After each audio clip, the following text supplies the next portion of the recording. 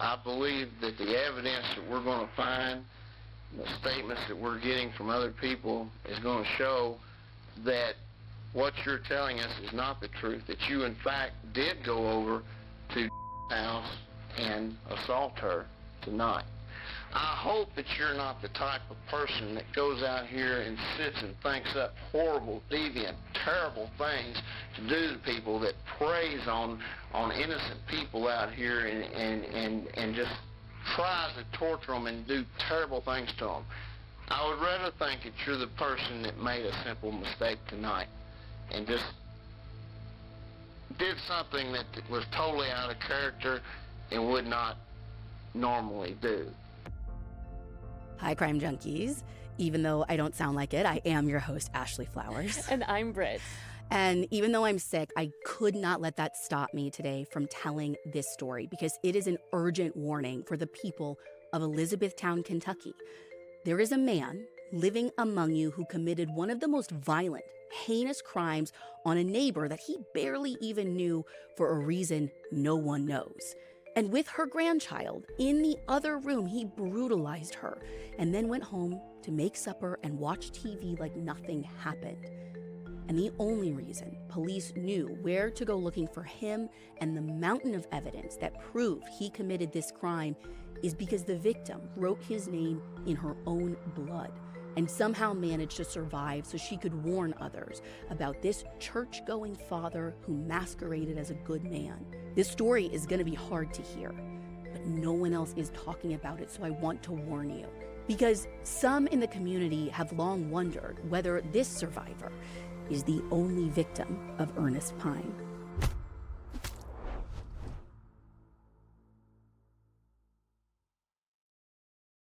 The neighborhoods that surround Rough River Lake in Kentucky are quiet ones. It's over an hour away from any big city and really gives those nothing bad happens here kind of vibes to those who don't know. But anyone who lived there in August 2008 found out the hard way that evil can reside anywhere. And they learned that lesson at the expense of one woman. A woman who is still so scared of the man who masqueraded as normal that she asked us not to use her real name. So I'll call her Linda. And the day that changed Linda's life forever was August 25th, 2008. That's when Linda was home, babysitting her 22-month-old granddaughter who was asleep on the couch. And Linda was next to her just watching TV when she got a knock at her door. It was a little after 7 p.m. at the time. The sun was still out. Wouldn't be setting for like a couple of more hours that time of year. And in a place like this where you know all your neighbors, Linda didn't even hesitate to open her front door. And it was for a neighbor, Ernest Pine. Now, the two exchanged friendly greetings, and Ernest told Linda that he was there to talk to her husband about a boat dock that either he has or maybe one that he was building, and he wanted her husband to work on it because he's an engineer. Now, Linda's husband wasn't home, and she told Ernest as much, said he would be back in a half an hour or so. And Ernest seemed happy with that and turned to leave. And as he made that motion, signaling to Linda that their very normal, very safe interaction was over, just when her guard was completely down and she went to close the door, that is the moment he pounced.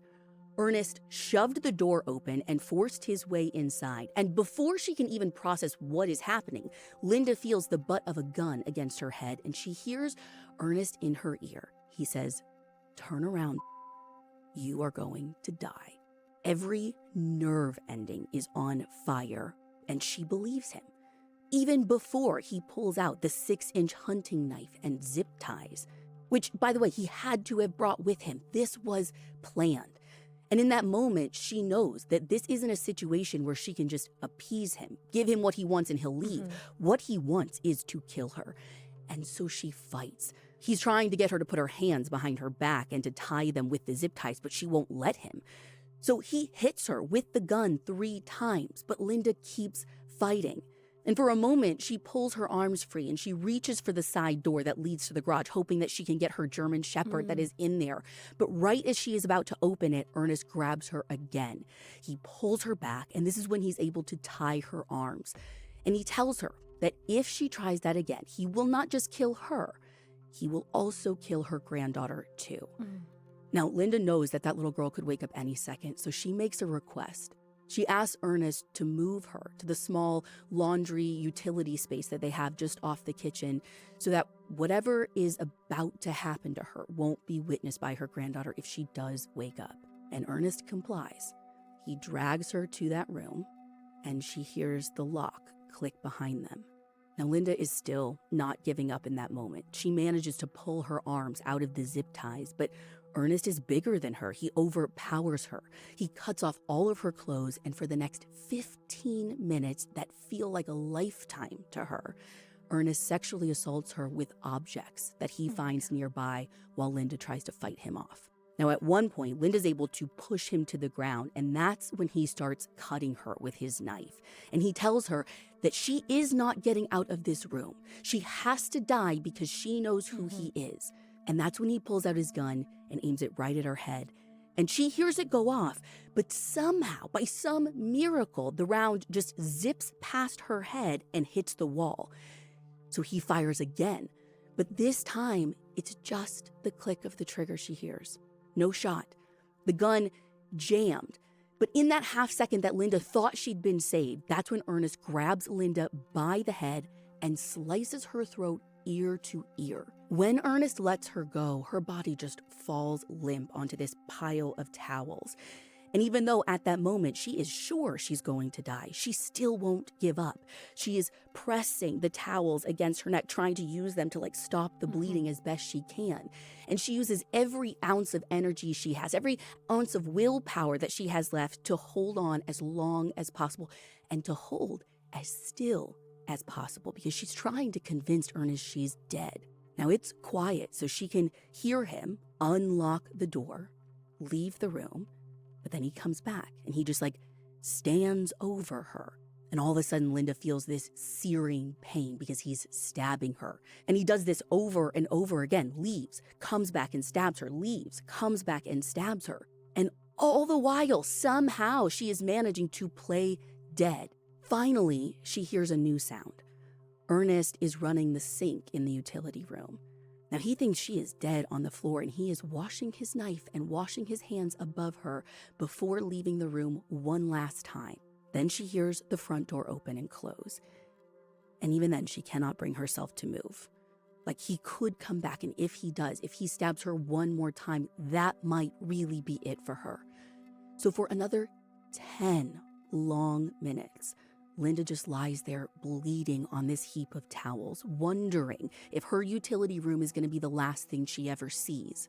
And when she's sure that he's not coming back to clean up anymore, that's when Linda takes her finger and in her own blood begins to scrawl Ernest's name on the wall. She wants people to know who did this to her. And when she finishes the final E in his last name, Pine, somehow, maybe it's the adrenaline that's been rushing through her body or just the drive to protect her granddaughter. At that moment, Linda pushes herself up off the floor and she makes her way out of the utility room into the kitchen where she can see her granddaughter in the living room on the couch, who, thank God, is still asleep and unharmed. So she makes a beeline for the front door to lock it, and then next to the door is their security system. So she presses the panic button, which triggers a 911 call at 8:12 p.m., ending her hour in hell with Ernest. Now, she has never had to use this button before. She doesn't even know how quickly police will respond or if they will at all. So she goes back to the kitchen and starts making calls while she's still bleeding out. She calls her son-in-law, who lives next door, and then she hangs up and calls her husband and begs him to come home. They both call 911 too to make sure they know to send an ambulance, not just police. And Linda is somehow still conscious and talking when first responders get there at 8:20 p.m. And as more and more people show up and she's loaded into an ambulance, she is able to relay what happened to her, and more importantly, who is responsible. So as they airlift her to University Hospital in Louisville for emergency surgery, the sheriff goes to the home of Ernest Pine, just a 1-minute drive away, positions outside his home, and calls his landline. When Ernest answers, the sheriff asks him to come out of his home, but he doesn't say why. Now, it's dark now, around 9 p.m., and Ernest emerges from his front door blinded by a cruiser's spotlight. And as the sheriff arrests him and places him in the back of a car, a deputy notices that he reeks of alcohol. but he is coherent enough to answer questions after he's read his Miranda rights. They ask him, is anyone else inside? No, he says. My wife's at a dog show 2 hours away. Were you at Linda's house earlier tonight? No. But when the sheriff says, so if a neighbor told me that they had seen you on the front porch earlier, then you're saying that neighbor would have been lying. And this is when Ernest starts backtracking, saying, actually, yeah, I did go over there to talk to her husband about a boat dock, but Linda said that he wasn't home, so I just left. Okay, your name is written in her blood. But I don't think he's pieced that together yet. I don't think he knows that she's the neighbor who saw him. I mean, he knows what he did to Linda, so I think in his mind, she should not be alive. Oh. Linda is dead. So calm, cool, and collected, he just answers their questions and acts like this is some big misunderstanding. The sheriff asks Ernest if he has any weapons at home. Ernest mentions 2 or 3 long guns, and the sheriff's like, well, yeah, but what about a handgun? Now, Ernest thinks for a while, and he's like, well, oh yeah, I do have this .22. It's in a toolbox in the basement. Perfect. So he's taken to the station, and somewhere between when he's put in the back of the sheriff's car and when he gets to the station before the recorded interview with him begins, investigators give him a heads up. Oh, by the way, it wasn't just a neighbor who saw you on her porch. It was the victim herself who ID'd you. And, by the way, we're getting a warrant to search your house for that gun and anything else we can find. And also, before their interview starts with him, they're getting as much background on Ernest as they can. But honestly, the more they learn about this guy, the more shocked they are by this crime. And the more they have to be thanking their lucky stars that Linda survived, because without her, I don't know if they would have ever gotten to Ernest. Because 58-year-old Ernest does not fit the profile of a violent offender that they might have gone looking for. Because he's been married to the same woman for his whole adult life. They have 2 kids, grandkids, and he has no adult criminal record that they can find. Know what else they can't find? Any connection to Linda. I mean, aside from living a minute away from her, they don't seem to really know one another or have any history. I mean, Linda and her husband would wave to Ernest when they would walk their dogs, but that was it. And even in that, barely any words are spoken between them, and Ernest was never alone with Linda or anything like that. So by the time Kentucky State Police investigators get in a room with Ernest, hours after his arrest, they are dying to get to the heart of their questions. Why? And I'll warn you, what you're about to hear, the actual interview audio between Ernest and the detectives, it is explicit and troubling. Okay. My name is Detective Jason Probst with the Kentucky State Police. The date is August 26, 2008. Time is 1:35 hours Eastern Standard Time. We're currently in the Breckinridge County Sheriff's Department. Myself and Detective Matt Johnson with the Kentucky State Police will be attempting to interview Ernest Pine. Mr. Pine, are you currently under the influence of alcohol or any drugs, anything like that? I've had a couple glasses of wine tonight, but no. You're not intoxicated or anything like that.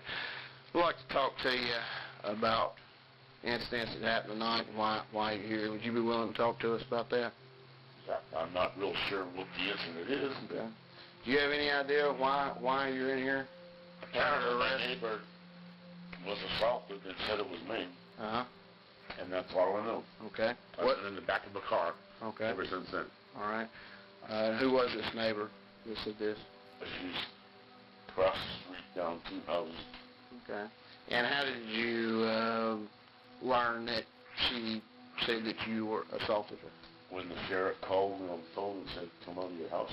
Okay. Did he tell you what the accusation was? Assaulted, and she said I did. Okay. Did you in fact assault tonight? Have you been over to house tonight? I went over because I want to talk to her husband. What were you going to talk to him about? He builds boat docks, and I just recently got my permit. And the guy that said he was going to do it, he was going to put it in this weekend, and he hadn't shown up yet. So I wanted to talk to him about it. What did she tell you? He wasn't home. Okay. And then what happened next? I went back home. Okay. So you went back home. What did you do when you went back home? Fixed dinner. I was sitting down watching TV. You remember what you were watching? No. Do you live at home by yourself? My wife? Okay. Is your wife at home tonight? No, she's in Lexington right now at the dog show. How long have you lived at the residence where you live now? About a year. I'm not sure, we just got the house built. Do you know, I mean, do you have any other acquaintance with, We've talked to him 2 or 3 times. is that just casual conversation She'd or? be walking down the street, or we'd be walking down the street. Hi, how you doing? Why do you think if she was assaulted, would she name you as being the person that assaulted her? Unless the fact that I'd been at her front door. Of course, the reason you're here is pretty serious. Matter of fact, she's at the University of Louisville Hospital right now as we speak. And she's told several people that you were the person that did this to her. However, you're saying that's not true. Is that correct? That's right. Why would she accuse you of doing this if you didn't have anything to do with it? Like I said, I went to her door. Maybe she thought I'd come back. I don't know. We know what's been told, what's happened. We'll find out what's happened. That's what we do. I mean, that's our job. But we talk to people all the time because it's kind of like, it's not normal behavior, is what it is. It's got, there's always a reason that something happens, and we want to try to find out why so we can prevent it from happening again. Here's the situation we're in, Mr. Pine. We're going to search your residence, and we're going to search residence for evidence. And we're going to find evidence in those places, okay? The evidence, I believe, is going to show that you're not telling us the truth right now. I believe that the evidence that we're going to find, the statements that we're getting from other people, is going to show that what you're telling us is not the truth, that you, in fact, did go over to house and assault her tonight.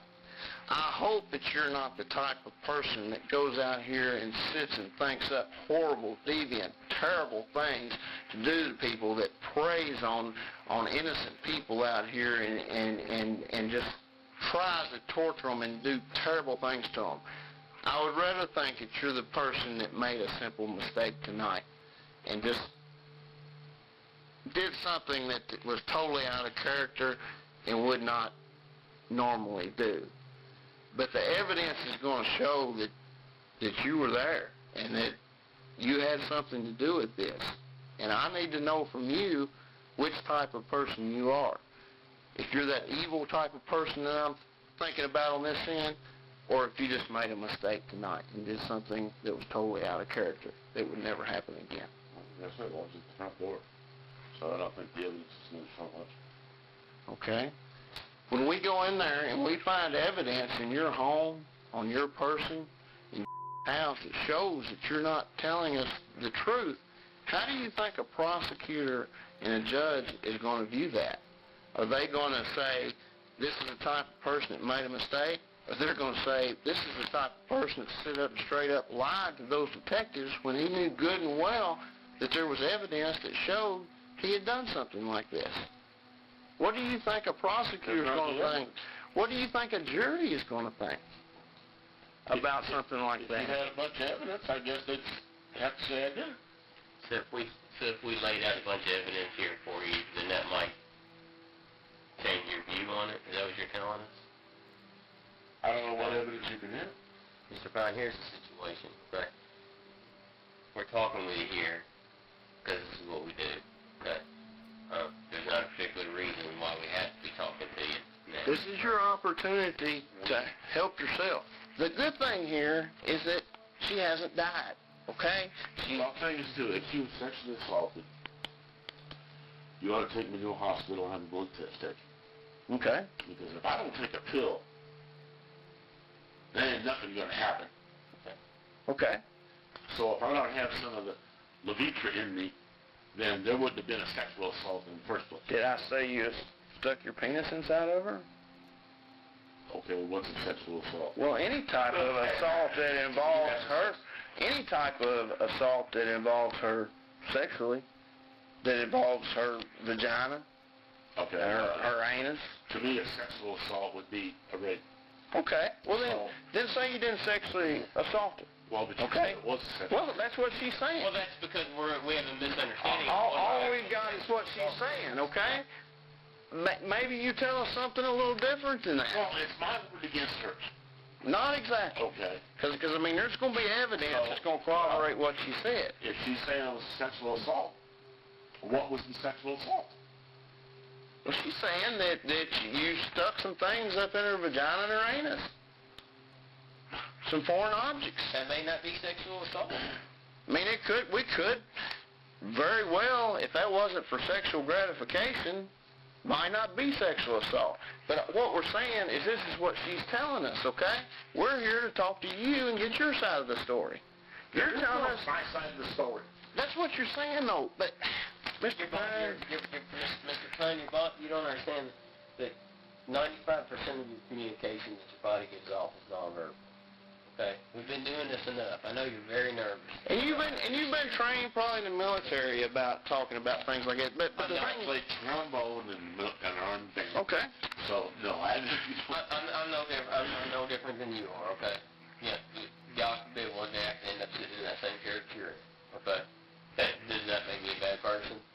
No. Am I going to want my kids thinking that daddy's a bad person? Am I going to want my wife thinking that their husband's a bad person? That's what it comes down to, Mr. Pine. You're not a bad person. We know that.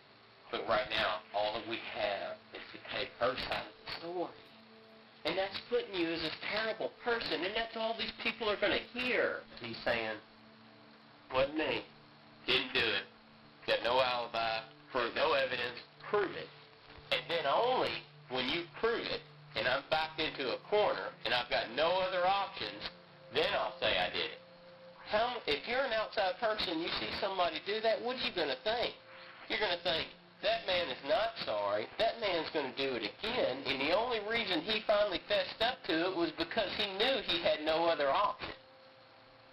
And that's the only reason. And that person there deserves no sympathy, deserves no help in the process, and should be thrown out to the wolves for all we care. Get rid of him. That's one less person we need in this world. That's what those people think. You know what? We're going to get on the stand and point you out and say, he's the one that did it. He did this to me. We're going to show pictures of what happened. We're going to listen to her story about what happened. We're going to present the evidence that we're probably going to find here in a short while against you, and you're going to get up there and say, I don't know what she's talking about. It wasn't me. I walked back home. That's it. I don't know what else to tell you other than it's my word against hers. Take that. I'll tell you what's going to happen to you. A jury member is going to sit up there and listen to that and go, he's full of crap. He's lying. He's lying just like he lied to those detectives right there. And if that's what you want to do, by all means, that's fine. Challenge accepted. If Ernest Pine wasn't going to talk, the evidence would do the talking for him. I mean, what more do they even need, though? Linda wrote his name in blood. If I need to say one time. Well, and she's telling any living soul she came in contact with before she was airlifted off that it was him. But you heard the man. He framed this as a he said, she said situation.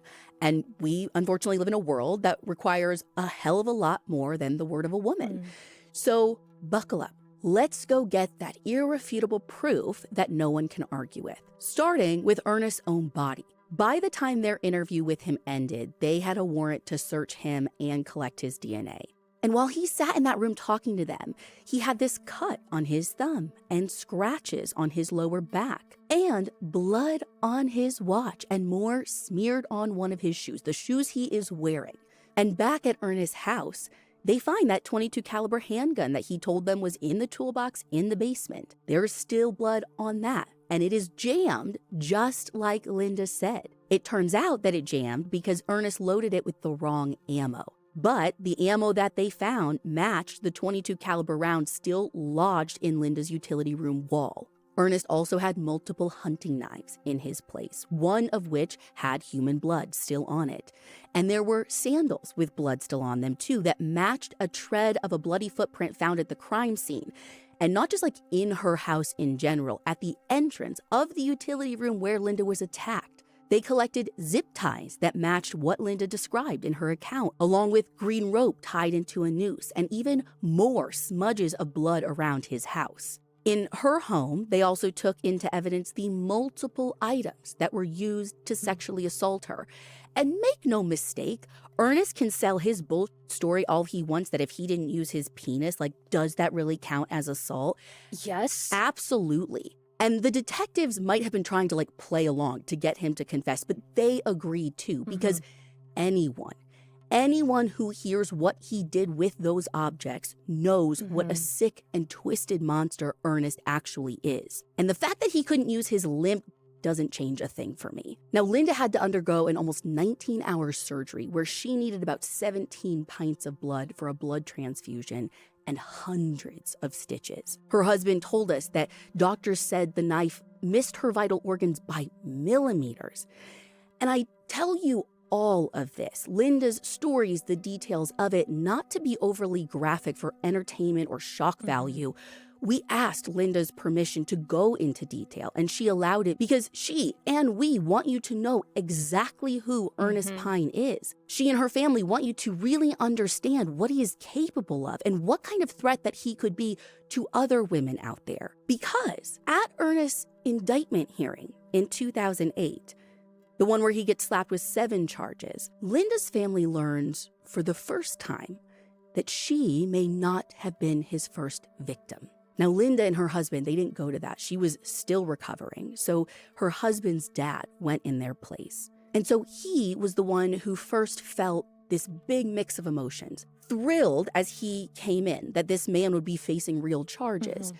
And then horror when the strangest thing happened right before the hearing started. Something that you won't find in any of the case files or reporting. Linda's father-in-law happened to sit right behind this guy at the hearing that he didn't know. And this guy turned around and asked him if this was the courtroom that Ernest Pine was going to be in. Linda's father-in-law said yes, and went on to explain Linda's case a little. And the next thing that came out of the other man's mouth set a chilling and ominous tone for the next year to follow while they waited for a trial. According to Linda's family, the other man said that he was there for his daughter-in-law too, because he believed 16 years before Linda's attack, Ernest murdered her. Linda's father-in-law was shocked to hear this. I mean, Ernest had never been convicted of any other crimes, let alone murder. And the truth is, as far as I can tell, for all of the years before this, Ernest was never even a suspect in this other woman's case. The only reason this other man learned about him and knew to show up to this hearing was because, allegedly, that man said a state trooper called him the night before this indictment hearing and described how Linda was found. And when he heard the details, it was almost unbelievable. So for police to call this guy, I mean, that means they must be seeing the similarities too. They're hard to miss. And police later said as much to local press. And when our team dug into her case, I was shocked at what they found. So this other woman was 29-year-old Elena Sanchez Hawkins. And 16 years before Linda's attack, and just an hour away from Rough River Lake in Elizabethtown, Kentucky, Elena was raising 2 little boys with her husband, Mike. The date was January 8th, 1992, and that day started off like any other. Elena woke up her 8-year-old for school, made him breakfast, walked him out to the front porch to watch him get on his bus at around 7 a.m. Her husband, Mike, was already at work, but he called like he did every morning to check in and make sure the morning was going smoothly. And on that 7 a.m. call, everything was fine. But an hour or two later, Elena's sister told us that Mike called his wife back because he had won some radio contest and gotten a free dinner. He was excited about it, wanted to tell her about it. But when he called, the phone was just ringing and ringing and ringing with no answer, which was odd. I mean, Elena worked mostly nights at a gas station, so she could be home with their 3-year-old son during the day, so she usually was there to pick up. So he tried calling back again. And this time, the call was picked up, but it wasn't Elena on the other end. It was his 3-year-old's voice that he heard. And Mike's like, okay, hey, put mom on the phone. And what his son said next is still burned into my brain. Mama's bleeding. I don't think Mike's brain tried to make excuses. He didn't ask more questions. He just immediately left work and raced home to a scene that I am sure continued to haunt him throughout his life. Elena was lying half on the couch, covered in blood, with her hands tied behind her back, and her throat was slit from ear to ear. And there was truly blood everywhere. Now, thankfully, their son had been left physically unharmed, so Mike scooped him up and called 911. The crime in 92 Elizabethtown was just as shocking as Linda's would eventually be in Rough River Lake in 2008. It didn't matter that this was a bigger city. This just didn't happen here. And police were quickly stumped by the crime. Now, it seemed like Elena knew her killer because there was no forced entry. And even though this was a pretty rural neighborhood where people didn't always lock their doors, a family member told us that Elena usually did, especially when Mike was gone. They also remembered there being glass in the door, and there was definitely a window next to the door, so Elena would have been able to see whoever was on the other side. Right, it's not like it was just like a solid wall and she was Guessing. blindly opening it. Right. And also, nothing seemed to be taken from the house, so killing Elena seemed to be the only goal. But there was no one in Elena's life who raised suspicions. I mean, obviously, they looked at Mike because, as we know, they always check the husband, but he had a solid alibi. He was at work, so he was cleared pretty quickly. And police didn't believe that he had anything to do with her death. Not that he just didn't do it, he didn't arrange it, nothing. And as they made their way through others close to the family, no suspects emerged. Or at least none that have ever been reported on or that the family knew about. Because the case is still unsolved, all of our records requests and interview requests were denied by law enforcement. And did her son see anything?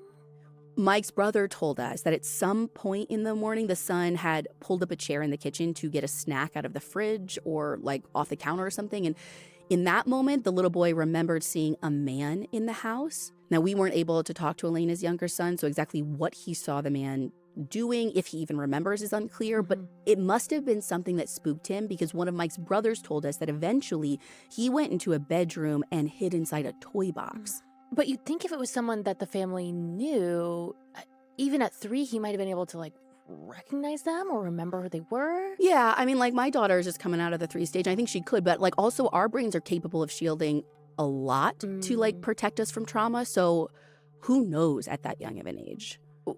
What about any neighbors around? I mean, this is happening in the morning on a weekday. People are driving to work, out and about. Like, there's people around, That's right? This crime was so bold. According to a local paper called the News Enterprise, investigators believe that she died sometime between 7 a.m. and 10 a.m. And, I mean, we looked up her address, and from what we could tell, it was kind of a rural area outside of town. The houses were pretty spread apart. So again, bold for time of day, like people could just come by, mailmen, whatever, but I do think that like this attacker was protected in the fact that like there was not like a next door neighbor the way there are in like a lot of suburbs that you see.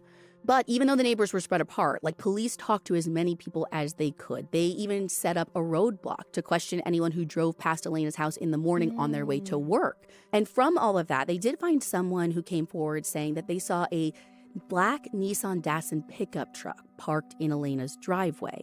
Now, they didn't see a person or anything, but the truck is important because as far as we can tell, police were never able to connect anyone in her circle or beyond to that kind of car.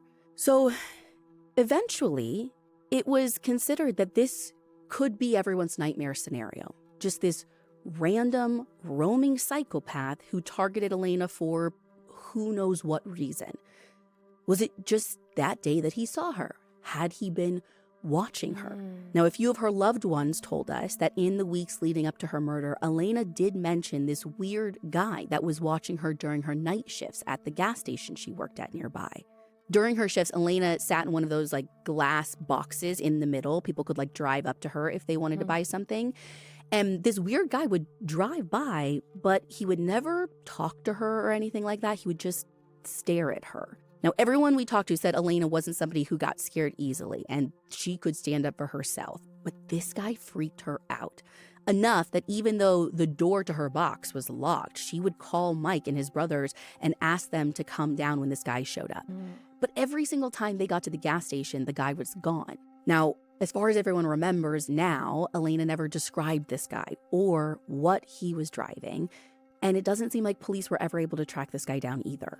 But if the gas station guy somehow figured out where she lived and showed up at her house, like you said, like she could see out in front of the door before she opened it, I doubt she would have opened the door for someone that was already creeping her out. I don't think so.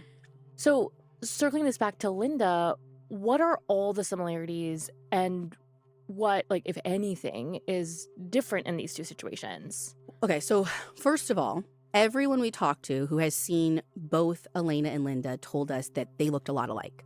Both women were dark-haired, tan, short, like around 5 feet tall. Both women were bound. Both had their throats cut.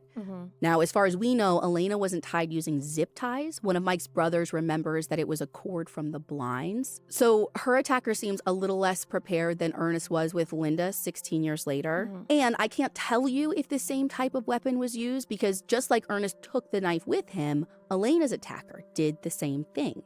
Also, they were each attacked in their home. A child was present in each case, which might be a coincidence, but we know in Linda's case that Ernest used her granddaughter as leverage to make her comply. Right.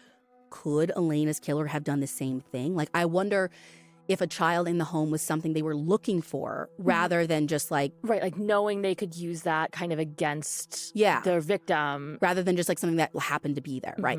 Now, we know that Linda was sexually assaulted, but it's not totally clear if Elena was. I mean, according to what KSP had told other reporters in the past, she was. But Elena's brother told us something totally different. He said that he talked to someone in the coroner's office who told him that based on what she read in the report, she didn't think Elena was sexually assaulted. Well, whose definition are we using here too, right? Because you also have Ernest over here saying that what he did to Linda wasn't sexual assault, and we know that's total BS. Right, and I've seen before people, even like in an official capacity, interpret like a lack of semen as a sign. So yes, if she too was assaulted with an object, my question would be, was there trauma left behind? Well, I feel like the one thing that seems obvious is that there for sure was no semen, or we'd be talking about like DNA all these years later, right? That might actually be wrong, actually. Which I know sounds bananas, but without police cooperation, I can't like really tell 30 years later. So like I said, there is old reporting that has KSP saying that she was assaulted, and they have DNA, they said, in that same stuff. Okay. They don't explicitly say that it was from the sexual assault kit. And in talking with Elena's family so many years later, like different people remember different things. One person remembered that the DNA at the crime scene was semen. Another said that they thought it was maybe like skin from underneath Elena's fingernails. Whatever they had, whatever they were able to do with that in the early 90s, it didn't go anywhere. And so Elena's case went cold quickly. Now, in 2004, Elena's husband, Mike, ended up passing away from surgery complications. And that same year, police told the family that they had stopped testing the DNA they had because they didn't want to destroy the little bit they had left. So Elena's loved ones, including her kids who now have lost both parents so young, they were just left hoping that someday, somehow, they would get the answers that they'd been waiting so long for. So 4 years after that, when they get word about Linda's attack and Ernest, they get this surge of hope. Maybe this is it. And this is when I told you that police came out in the press, and even they said that they saw the same similarities. This is why Elena's father-in-law went to Ernest's indictment hearing, where he met Linda's father-in-law, and he probably planned to attend the trial. But a trial never happened. In the 10 months after the attack on Linda, Ernest ends up seeing the writing on the wall. And just like detectives Probst and Johnson said he would do, Ernest waited till he was backed into a corner before he finally admitted what he'd done. On June 17, 2009, about 10 months after Linda was attacked, Ernest pleads guilty. Now, the judge gives him sentences for all of those things, but allows him to serve them concurrently instead of consecutively.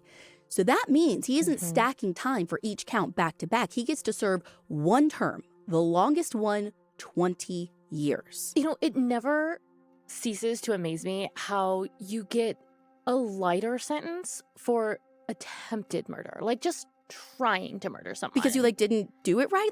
Right. You told her she was going to die that day. You kept coming back to the room and stabbing her to make sure she was dead. It was kind of multiple attempted murders of one person. And just because by some miracle she survived, you get out of prison to maybe do this again to somebody. What are we... It doesn't make any sense. What are we doing here? And it is the strangest thing to me, because once he goes away for his attack on Linda, all of the talk about the similarities to Elena's case just stops. And to date, no official connection between Ernest and Elena has ever been made. Wait, so it wasn't his DNA? I didn't say that. I don't know if it was, because police wouldn't talk to us. And even the family has never, Elena's family, has never been able to get a straight answer about this either. They have asked, and they just keep getting the same party line that they have gotten for years. This case is unsolved and open, and investigators are waiting for technology to move forward before they can retest that DNA. I feel like if they actually had a DNA profile to compare, they would at least come out and confirm it's not him, right? You would think, but at least one family member told us that they remember police testing the DNA they had against a few people back in the day. Now, they don't know who was tested or cleared from that, and we couldn't confirm that, so I don't know. There is something so confusing about the DNA stuff in Elena's case to me. Something does not feel right. Well, I kind of wonder if maybe they're waiting till closer to the time that Ernest is set to be released. That gives them kind of a ton of time to make a really solid case against him if they think it's him. He's safely behind bars, he can't hurt anybody else. They have this chance to really Brit, develop. He was safely behind bars. That's past tense? This is what I'm saying about this episode. This is how I got put on this case. Ernest got an early release this summer. What? Early release this summer? He's out. On August 19th, 2025, Ernest Pine was released on parole after serving only 17 of his 20-year sentence for Linda's attack. Yeah, I was trying to do the math. I'm not good at it. How is that even possible? How does a guy like this, who did something like that, get out early? To me, you already got a gift by getting to serve them just concurrently. Right, exactly. He's already getting kind of a pass. So he got to serve them concurrently. And under Kentucky's violent offender law, you can be considered for parole after you serve 85% of your sentence. In this case, 20-year sentence, that's about 17 years. Now, our sources said that Ernest spent a lot of time, leading Bible study and Sunday school while he was in prison too, which they believe the parole board model considered citizen situation. when they approved his release. Ashley, I'm sorry. I don't care how many Bible studies he led. You don't get to torture a woman and then shave literal years off your prison time just because you said your prayers. Amen. And by the way, it's sure, forgiveness, second chances, whatever. But I have a hard time believing that Ernest found God in prison, because he knew the guy's number before he went away. A source close to Ernest's own family, who asked to stay anonymous, told us that at some point after Ernest moved to Elizabethtown, way back in 1986, we're talking even before Elena's case, he and his wife joined the praise band at this mega church. A mega church that, oh, by the way, is located in Elizabethtown, just 2.5 miles away from the gas station where Elena worked, according to her brother-in-law. Wait, so Ernest for sure has a connection to the area where Elena lived back in 92. Yeah, we learned that he lived in the same town as Elena when she was murdered in 1992, not just before, in 1992. Yeah. And the potential ties don't stop there. So when we found out that Ernest lived in Elizabethtown in 1992, right away we began to wonder, did he know Elena? Yeah. It doesn't seem like it, or at least it does not seem like she knew him. But then we talked to that source who was close to Ernest's family, and They had a few theories on how Ernest and Elena's paths could have crossed. So Ernest was in the Army, which is what brought him to Kentucky. He was actually stationed at Fort Knox before he retired, and then he moved into a house only about 5 miles away from Elena's. And our source told us that after Ernest retired, he was having a really hard time finding a job. So for a while, he delivered pizzas for Domino's. And of course, we don't know where he delivered pizzas or anything like that. I do imagine that you called Domino's and were like, hi, could I get... cannot confirm. But the source that we talked to kind of has always wondered if he could have maybe delivered a pizza to the Hawkins house or in their neighborhood. That's a bit of a stretch to me. This is less so, though. The source also said that when Ernest started working at a nearby brake factory, he would work the night shift and then get off early in the morning. And remember, when he was arrested after Linda's assault, a deputy said that he smelled alcohol on his breath in the patrol car, right? Yeah. Well, our source went on to claim that Ernest had a drinking problem that he hid from his family. So he would usually drink during the day after his shift ended while they were all out of the house. But Elizabethtown was a dry town at the time, so you could only buy alcohol in Boston, Kentucky, which was the next town over. And if what our source told us is true, which we have not been able to confirm yet, to get to Boston from the brake factory or his house, Ernest would have had to have drive right past Elena's house. And that probably would have been right around the time that she was putting her son on the bus to school in the morning. And remember that truck that someone saw in her driveway the day she died? The black Datsun? Well, our source told us that Ernest had bought his daughter a tan or beige Chevy S10 sometime before that. Now, if you look at the photos, an S10 looks really similar to a Datsun. Yeah, but I don't know if you could confuse those colors, though, right? Big difference, but I did look it up, and sunrise that day would have been at around 8 a.m. So if Elena is attacked sometime between 7 and 10, 7:30 and 10, it may have still been dark when that witness spotted the truck. I mean, yeah, it seems worth tracking down the truck at least just to, get eyes on it, Yeah, I don't know if police ever did, because when a reporter looked into this and shared our source's information with current detectives, we were told that they still have not followed up. Wouldn't they have talked to his family, though, at some point during the investigation into Linda's case?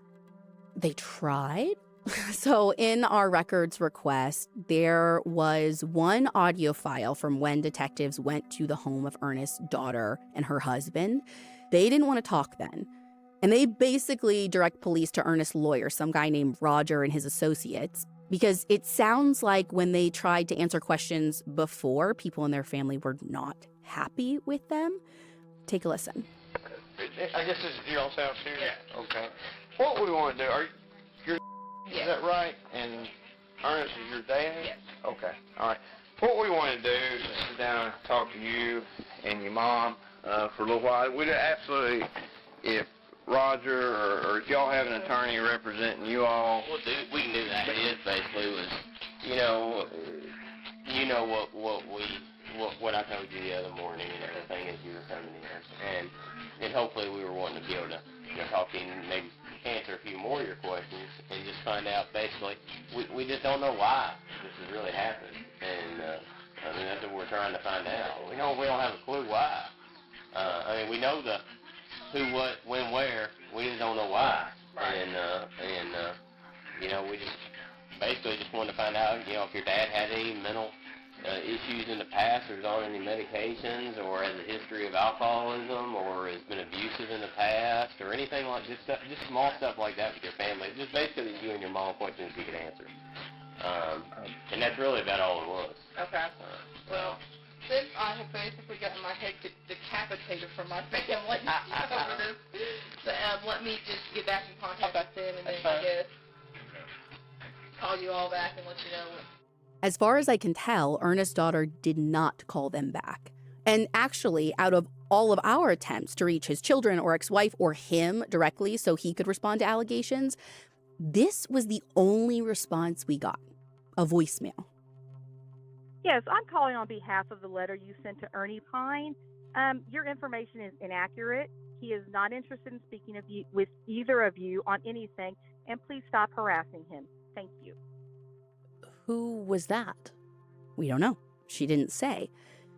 Maybe someone close to him, could be a family member. I mean, we were told that Ernest's family stood by him after Linda's attack. Stood by him how? I mean, like, they might not even believe that he did it. How can you, make yourself believe that? There's a literal mountain of evidence I don't know. in this case. I know. I get how hard it would be to accept that your husband or your dad did something that heinous. Mm-hmm. But there's also a bit of a line for me. Like, denial, trauma, families of predators can be victims too. Do not get me wrong. But when you help shield them from accountability, that is when I think you're crossing over. What do you mean? Well, so Linda's attack left her with serious medical debt. Before she was even discharged, they had a $250,000 lien on their house, and it took her husband 10 years to pay that off. And I just want to take a second because this is the side of these cases that does not get talked about enough, in my opinion. Survivors don't just have their physical well-being taken from them and their emotional and mental health totally wrecked, their safety taken away. On top of all of that, It's like the logistics of it. they often have to pay literal money for what their attacker did with money they often don't have. A crime like this seriously just rips apart every aspect of your life. Yeah, but I think about in this case, can't they sue Ernest? He had money, right? Yeah, we were told by our source that he did, but Linda's husband told us that none of that money has gone to her. So this is what played out. So Linda had to wait for the criminal trial to end or all of that before they could actually file a civil suit. Right. And her husband told us that during that time, Ernest and his wife got divorced and his assets were all transferred to her. So from what he can tell, all Ernest has now to his name is his pension, which I guess is protected. Which I didn't know that's how it worked, but that's still his. And Linda's husband told us that he did try to fight for that money that Linda deserves, but they just couldn't keep up the fight because lawyers cost too much. Yeah, you need money to get the money.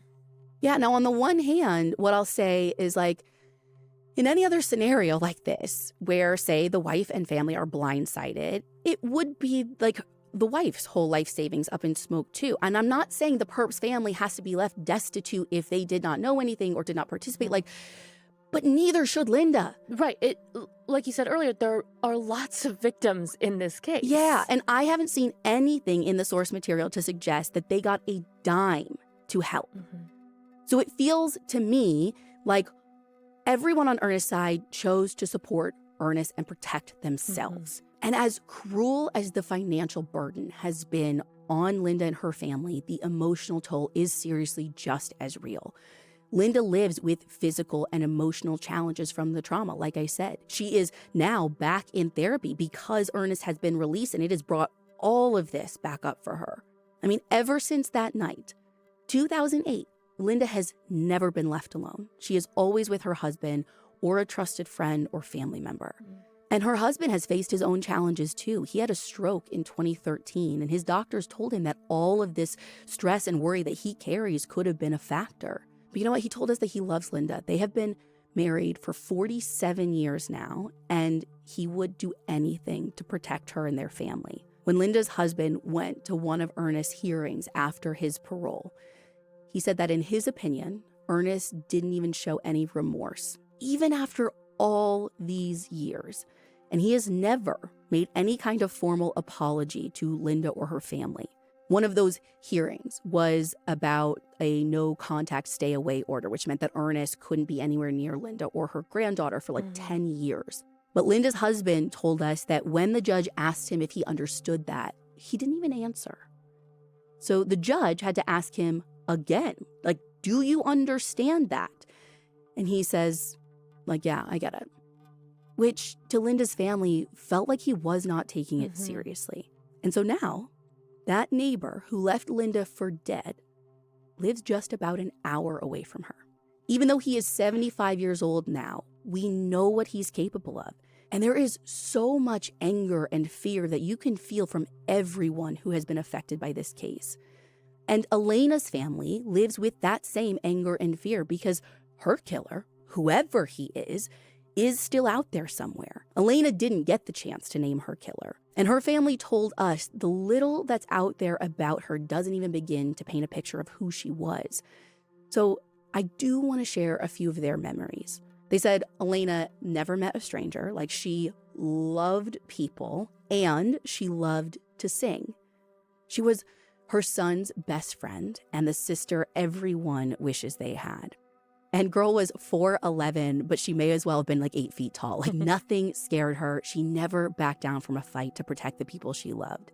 And Elena's son told us that he has never given up on getting justice for his mom. And until the day he dies, he is going to keep looking for her killer. Maybe Elena's killer thinks he'll never be caught. But if someone out there listening knows something that can change that, you need to come forward now. You can call Kentucky State Police Post 4 or email us, tips@audiochuck.com, and we'll forward it on. We'll put KSP Post 4 information and our tips email in the show notes. And if you or someone you know has experienced sexual violence, you can contact RAIN's National Sexual Abuse Hotline. We'll have their number and other resources for survivors of sexual assault in our show notes. You can find all the source material for this episode on our website, crimejunkie.com. And if you want to listen to more episodes like this and all of our episodes completely ad-free, be sure to join our fan club. You get early access to new episodes every week and bonus content every month. And bonus content, by the way, legit episodes. And you can follow us on Instagram at Crime Junkie Podcast. We'll be back next week with a brand new episode. And hopefully I'll be feeling better.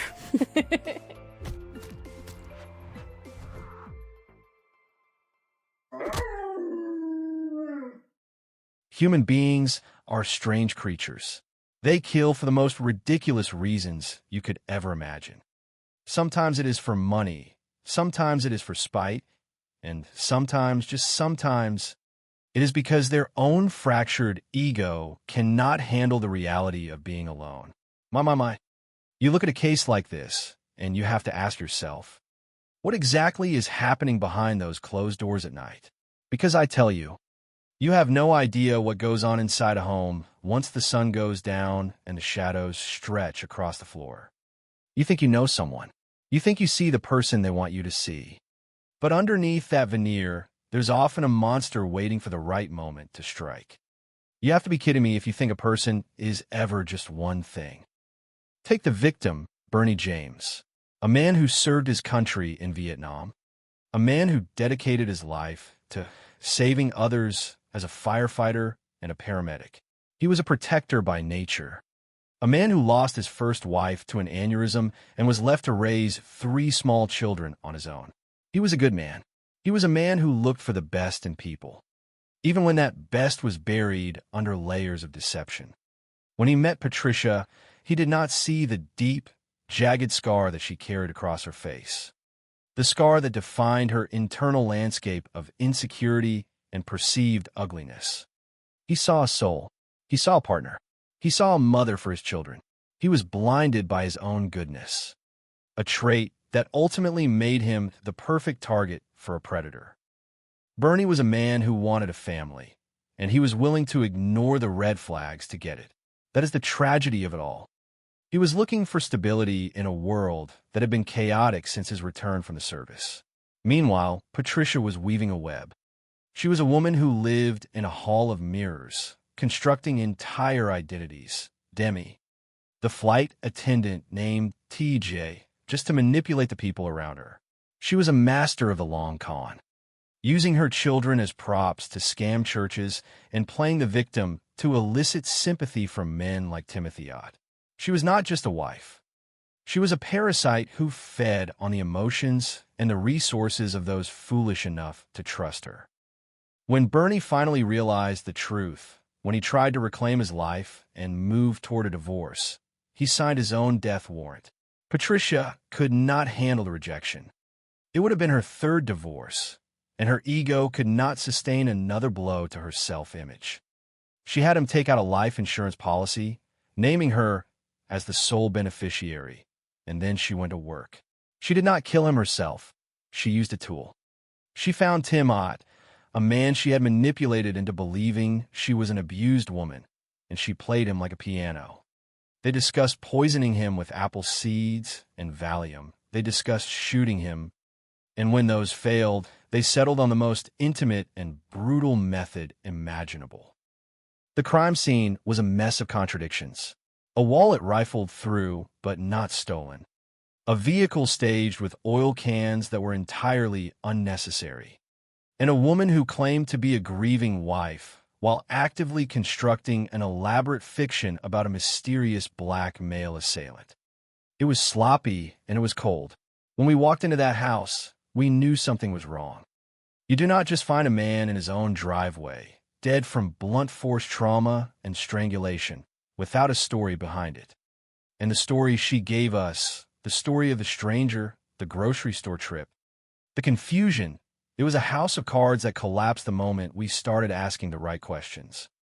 When you sit across from someone like Patricia, you realize you are not looking at a person who has lost their way. You're looking at a void. When we courted her, she didn't just break down in remorse. She retreated into yet another mask. She claimed she didn't remember the murder, that maybe it was TJ, that maybe it was her other personality. It is a classic move, the ultimate deflection. If the word evil could be applied to a person, it would be her. She had no conscience, no compassion, and absolutely no remorse. She was a woman who could isolate children from their father, lie to her own kin, and orchestrate the death of the man who gave her a home, all to preserve her own fragile, twisted sense of self. It is a dark, miserable business, and I tell you, it stays with you long after the gavel falls. You look at those children, left without a father and burdened by the memory of a woman they thought was their mother, and you realize that some wounds never really heal. They just change shape. Human beings are strange creatures. They commit the most heinous acts for reasons so petty, so hollow, that it makes you wonder if they ever possessed a conscience at all. You look at a case like this, and you have to ask yourself, is this the world we are living in? My. It is enough to make a man lose his faith in humanity, if he had any left to begin with. The case of Danny Coleman began on a crisp October night in the year 1992. A motorist, just driving along the North Service Road in Stanton, Missouri, saw a glow in the distance that did not belong in the woods. He went to investigate and found a truck. A metal skeleton engulfed in flames in the middle of a remote field. When the firefighters finally doused the blaze, they found him. They found Danny sitting in the front passenger seat, but he was no longer a man. He was merely charred remains. I tell you, it is a gruesome thing to arrive at a scene like that. You walk up, and you see the aftermath of someone who decided that another human life was worth less than a few dollars. Danny Coleman was a good man, an Army veteran, a hard-working mechanical engineer, a father who loved his son, Joby. He was the kind of person who taught children how to handle firearms safely, a man with a big heart and a kind disposition. He was the furthest thing from the kind of person who ends up murdered in a field. But people have secrets, and sometimes those secrets are kept behind a smile in the kitchen of a quiet home. We started from the inside and worked our way out. We checked the vehicle identification number, which led us directly to the doorstep of Karen and Danny Coleman in St. Louis. When we arrived in the dead of night, at 2:30 in the morning, the wife and the son were there, but Danny was not. They were worried, or so they claimed. But as we dug, the picture began to shift. The autopsy revealed the truth that the fire tried to hide. Danny had not died in the fire. He had been beaten to death. There was blunt force trauma to the skull. It was a cold, calculated execution. You have to look at the family. You have to look at the people closest to the victim. Karen told us they were a happy couple. 19 years of marriage, and she claimed they were fine. But lies are like weeds. They grow quickly if you do not pull them out by the root. We learned that Danny had been receiving cryptic phone calls at work, mentioning a man named Rich. We found out that Danny had been having problems at home. And then the real rot started to show. Karen was not the grieving wife.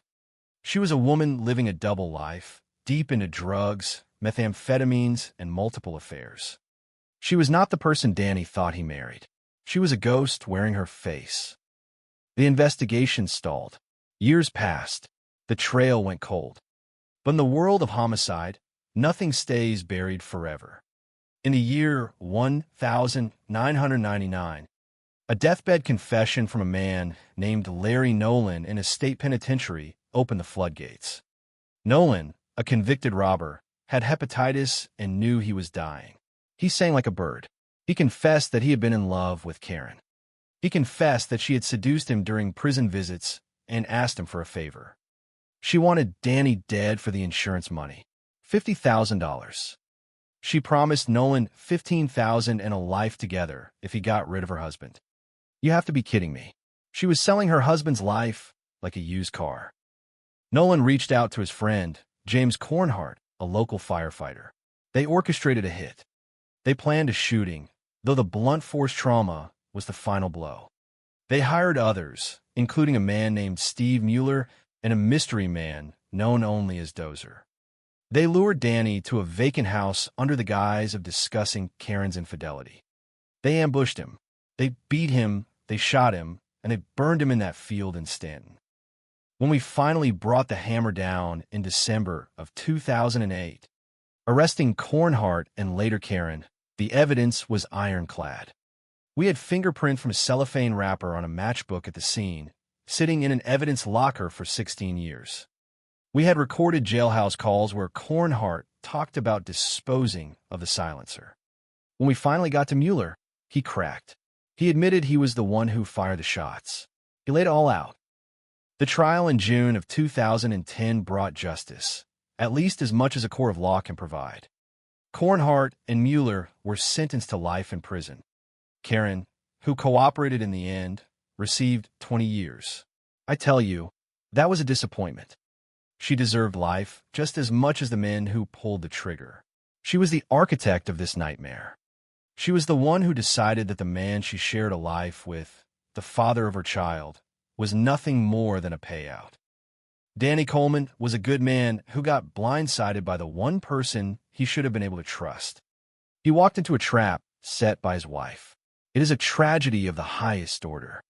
Every time I think about it, I am reminded of how fragile life is, and how easily a person can turn into a monster when there is money and greed involved.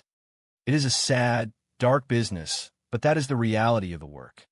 You search for the truth, no matter how long it takes, because the victim cannot speak for themselves. You owe it to them. You always owe it to them.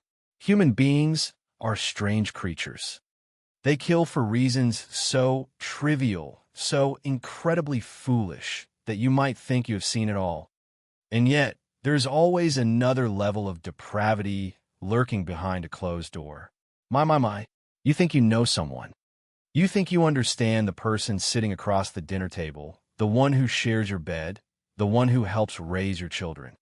But then, the mask slips, and you realize you have been living with a monster. I tell you, it is a chilling thing to witness, but it is my job to peel back those layers, no matter how many lies they wrap around themselves. Bernie James was a man who understood the weight of life. A Marine, a veteran of 2 tours in Vietnam, a firefighter, a paramedic. He had seen the ugly side of existence, and yet he still chose to save people. He carried a protective nature in his bones. When he lost his first wife, he was a man adrift, trying to keep a house of 3 small children together in a storm of grief. Then came Patricia. To Bernie, she was a lifeline.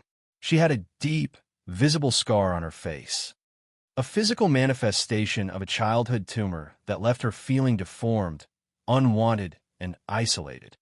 Bernie, bless his heart, never saw the scar. He saw a person he thought needed love, and he gave it. He thought he was saving her. In reality, he was inviting his own destruction into his home. You have to be kidding me, but that is exactly how it happens. One day you are a father just trying to get by, and the next, you are lying dead in your own vehicle, the victim of a calculated, cold-blooded execution. When we arrived on that scene in Wilton Manors, Florida, on that night in March of 1987, the air felt heavy with deception. We found Bernie slumped over in his car dead. Blunt force trauma to the side of his head, ligature marks around his neck. The scene was staged. The wallet was rifled through, but the credit cards were left behind. Amateurs, you think? No. This was an attempt to make it look like a random street crime. But killers who stage scenes always make one fatal mistake. They think they are smarter than the police. They always do. Patricia played the role of the grieving widow with a performance that was almost clinical. She told us she had just gone inside to let Bernie handle an oil change. She claimed she saw a stranger, some man looking for matches. A man she described with a detail that felt practiced. A French accent, 6 feet tall, a phantom. We knocked on every door in that neighborhood. Nothing. Nobody saw a thing. That is because the ghost she described did not exist. As we dug into the life they lived behind those closed doors, the truth began to bleed through. This was not a marriage of love. It was a prison. She isolated those children, using them as props in her pathetic scams. She even convinced people her own child was deaf to squeeze money out of churches. My, what a sick, twisted game. She was a master of self-victimization. When we leaned on her, her story crumbled. She tried to throw another man under the bus, a man named Timothy Ott. She claimed they were in a bowling league, that Bernie was abusive, and that Tim had killed him to save her. We brought Timothy Ott in.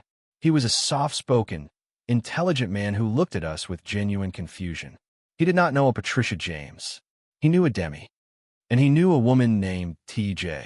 It turns out, Patricia had been living a fractured existence. She was not just one person.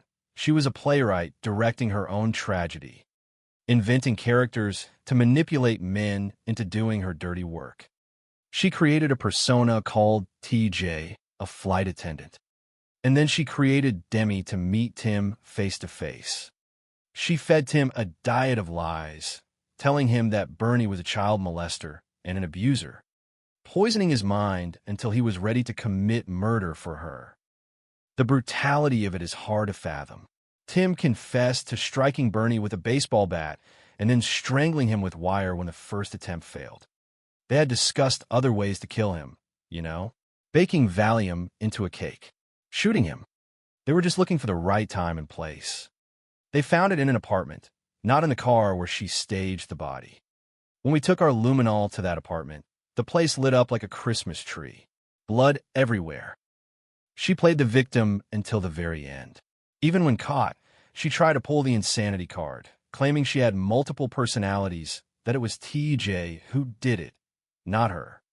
It was a pathetic, transparent attempt to escape the consequences of her own malice. If the word evil has a definition, it sits right there in a prison cell with her name on it. She had no conscience. She had no remorse. She simply used people until they had no more utility, and then she discarded them like trash. Bernie James was a good man who made a fatal mistake by trusting the wrong person. He wanted to leave her, to break free from the toxicity she created, and that, in her mind, was a death sentence. It is a stark reminder that the most dangerous monsters are not the ones hiding in the shadows of the street, but the ones sleeping right next to you, waiting for the lights to go out. Human beings are strange creatures. They commit the most heinous acts for the most trivial, pathetic reasons you could possibly imagine. I have spent my life walking through the shadows of other people's failures, and I have seen enough to know that the truth is rarely as simple as the people in uniform would like you to believe. My name is Joe Kenda, and I have stared into the abyss of human cruelty for more than 3 decades. Today, we are looking at a story that would make any decent person's blood boil. It is the story of Spencer Irwin. My, you have to be kidding me. A 30-year-old man found at the bottom of a loading dock, naked and covered in dirt. The police show up, they look at the scene, and they decide it is an overdose. Case closed. Move along. Nothing to see here. I tell you, that kind of lazy, clinical indifference is what keeps me awake at night. They did not do an autopsy. They did not collect evidence. They simply decided that a young man had checked out because of his own vices, and they consigned him to the scrap heap of statistics. But they were wrong. They were dead wrong. Spencer Irwin was 30 years old. He was a son. He was a human being with a pulse and a life that mattered. His mother, Kelly, knew her son. She knew he struggled with alcohol, yes, but she also knew he was not a junkie. When you are a parent, you have a compass inside you that points directly to the truth. She looked at the facts the police ignored, and she realized her son was not just another tragic statistic. She started doing the work that the badge wearers refused to do. Think about the sheer arrogance of it. The authorities refused to perform an autopsy, claiming it was unnecessary. How do you know it is unnecessary until you look inside? You cannot claim to know the truth when you have not even opened the book. They told her he died of natural causes, specifically sudden cardiac death, linked to his history of alcohol and tobacco use. If that were the case, why was he naked? Why was he at a loading dock that had nothing to do with his life or his routine? People do not just wander to a random loading dock, strip off every stitch of clothing, and expire from a heart attack. That is not how reality works. That is a fairy tale for people who are too lazy to put on a pair of latex gloves and get their hands dirty. The internal state of a victim is something you can never fully calculate, but you can feel it. Spencer was a man trying to get better. He was enrolled in college. He was trying to get into a rehabilitation program. He was reaching out, trying to find a footing on a slippery slope. And while he was fighting his own demons, he was also fighting to help others. He cared about the people who had fallen through the cracks of society. And in a cruel twist of irony, the people who were supposed to protect the innocent looked at him and treated him exactly the way they treat the people he spent his life trying to save. They looked at him and saw a nuisance. Then you have the characters in the background, like this man named Angel. He was living in Spencer's apartment while Spencer was allegedly trying to detox. He lied about his whereabouts. He lied about his connection to the rehab facility. You have a vehicle, a white Kia Soul, seen in the area, moving in the dark, acting with the kind of calculated stealth that makes a veteran investigator's skin crawl. You have a neighbor, Tyler, who allegedly stole Spencer's laptop and electronics. A man described as trouble by everyone who knew him. You add it all up, the lies, the missing items, the suspicious movements, the lack of a proper crime scene investigation, and you have a recipe for a cover-up, either by design or by sheer, incompetent negligence. The photographs tell the real story, if you are willing to look. There's a line, a mark, right under his jaw. Some people want to call a skin fold. I have seen enough ligature marks to know that a line like that does not usually appear by accident. It tells a story of struggle, of a final moment of resistance that was silenced. A forensic pathologist looked at those images and confirmed what any good investigator would tell you. An autopsy was mandatory. It was required. It was the only way to seek justice for a life cut short. Without it, the truth is just a ghost, drifting through the hallways of a system that decided it was easier to ignore than to solve. Spencer Irwin deserved better. Every victim deserves a champion who will not stop until the story is told in its entirety. Kelly Irwin became that champion. She saw through the lies. She pushed against the stone wall of official apathy. And she kept digging when others told her to bury the past. It is a cautionary tale, friends. Never trust the narrative that is handed to you on a silver platter, especially when that platter comes from someone who wants the work to end as quickly as possible. You have to ask the hard questions.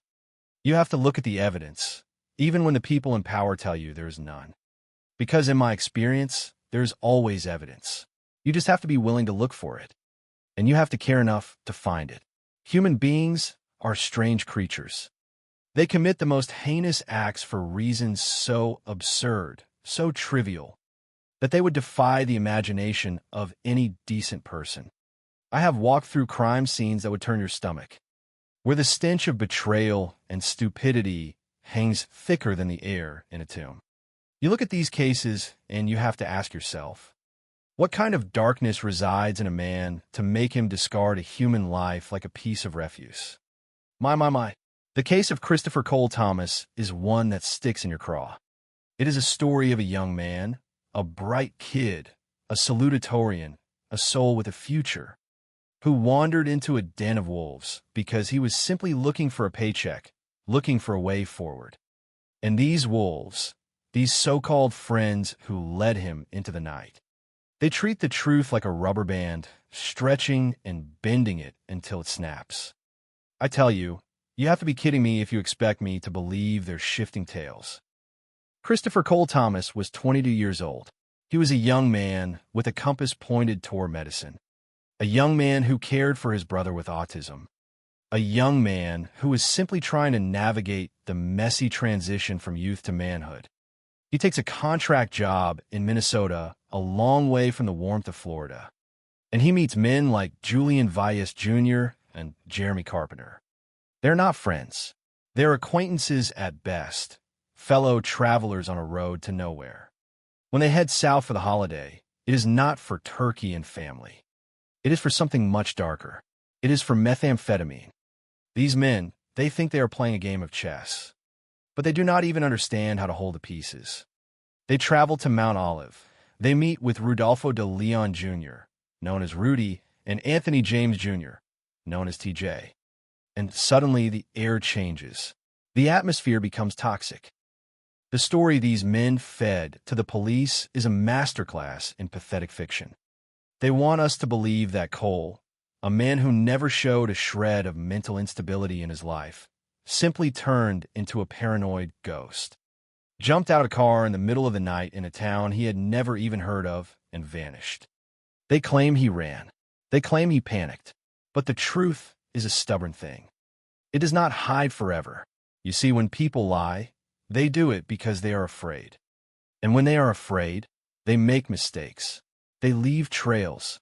They leave digital footprints. They leave crumbs. And that is exactly what they did. I have spent my life looking at the eyes of men who think they are smarter than the law. I have watched them squirm, watched them change their stories as the walls close in. And I have seen the same cold look of self-preservation that these men wore. They did not care about Cole. They did not care that his parents, Chris and Kathy, were left in the dark, waiting for a call that would change their lives forever.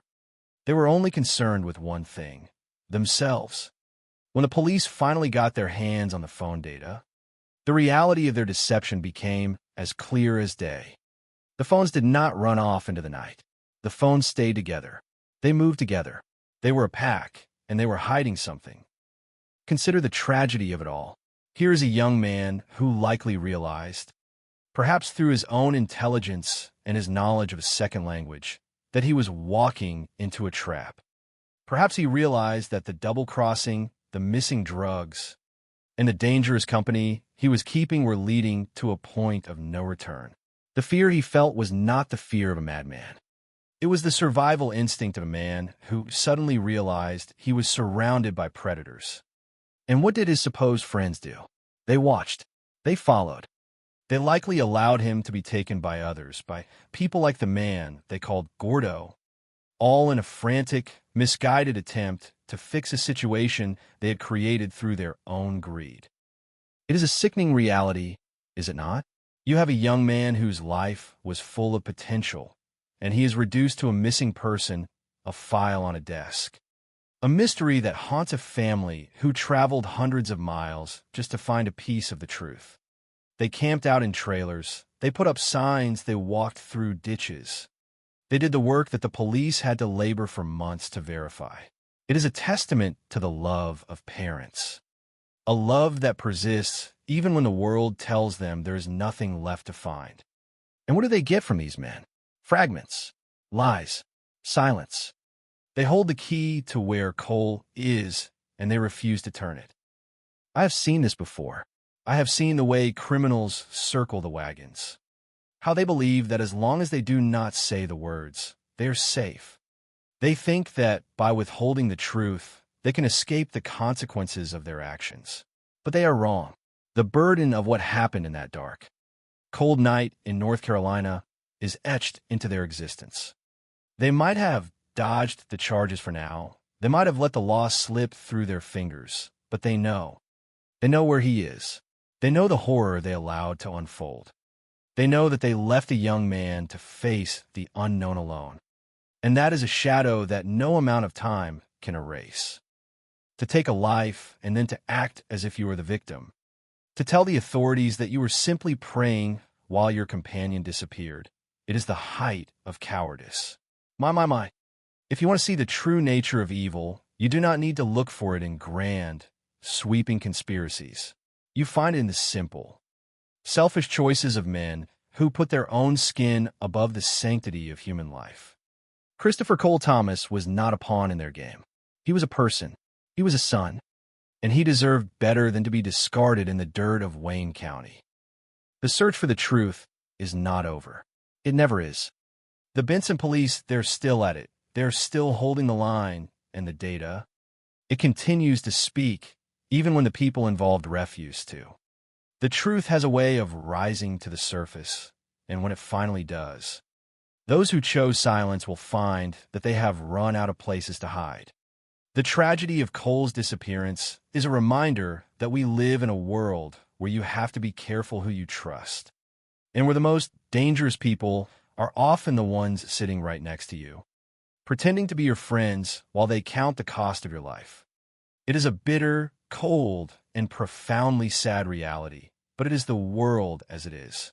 And as long as I have breath in my lungs, I will tell you that the truth is the only thing that matters, because in the end, it is all that remains. Them, smiling, and they feel his love in every moment, a love that continues to guide them, to support them, and to remind them that no matter what, they are never alone, for they have each other, and they have the memory of the man who meant so much to them all. This is their story, a story of love, of loss, and of the enduring power of family. And it is a story that will live on forever in the hearts of those who knew and loved Steve, the man who changed their lives in so many ways, and who continues to inspire them every single day to be the best that they can be. And in that inspiration, they find the purpose and the strength to move forward, to honor his memory, and to continue to share the love that he taught them all in his own unique and special way, forever and always. Their journey continues, and as they go, they keep him in their hearts, his voice in their ears, and his memory in their lives, a constant, loving presence that reminds them of the beauty of a life well lived, a life of kindness, and a life of love. And so, the story of Steve Clayton, the man who was and will always be a part of their hearts, continues, a story of love that never dies, a story of a life that will always be remembered, and a story of a legacy that will forever light the way for all of those who have had the privilege to love him. This is their story, their journey, and their commitment to honoring the man who meant everything to them. And in that commitment, they find the strength to face the future, to continue to love, and to cherish the memories that define them as a family forever and always.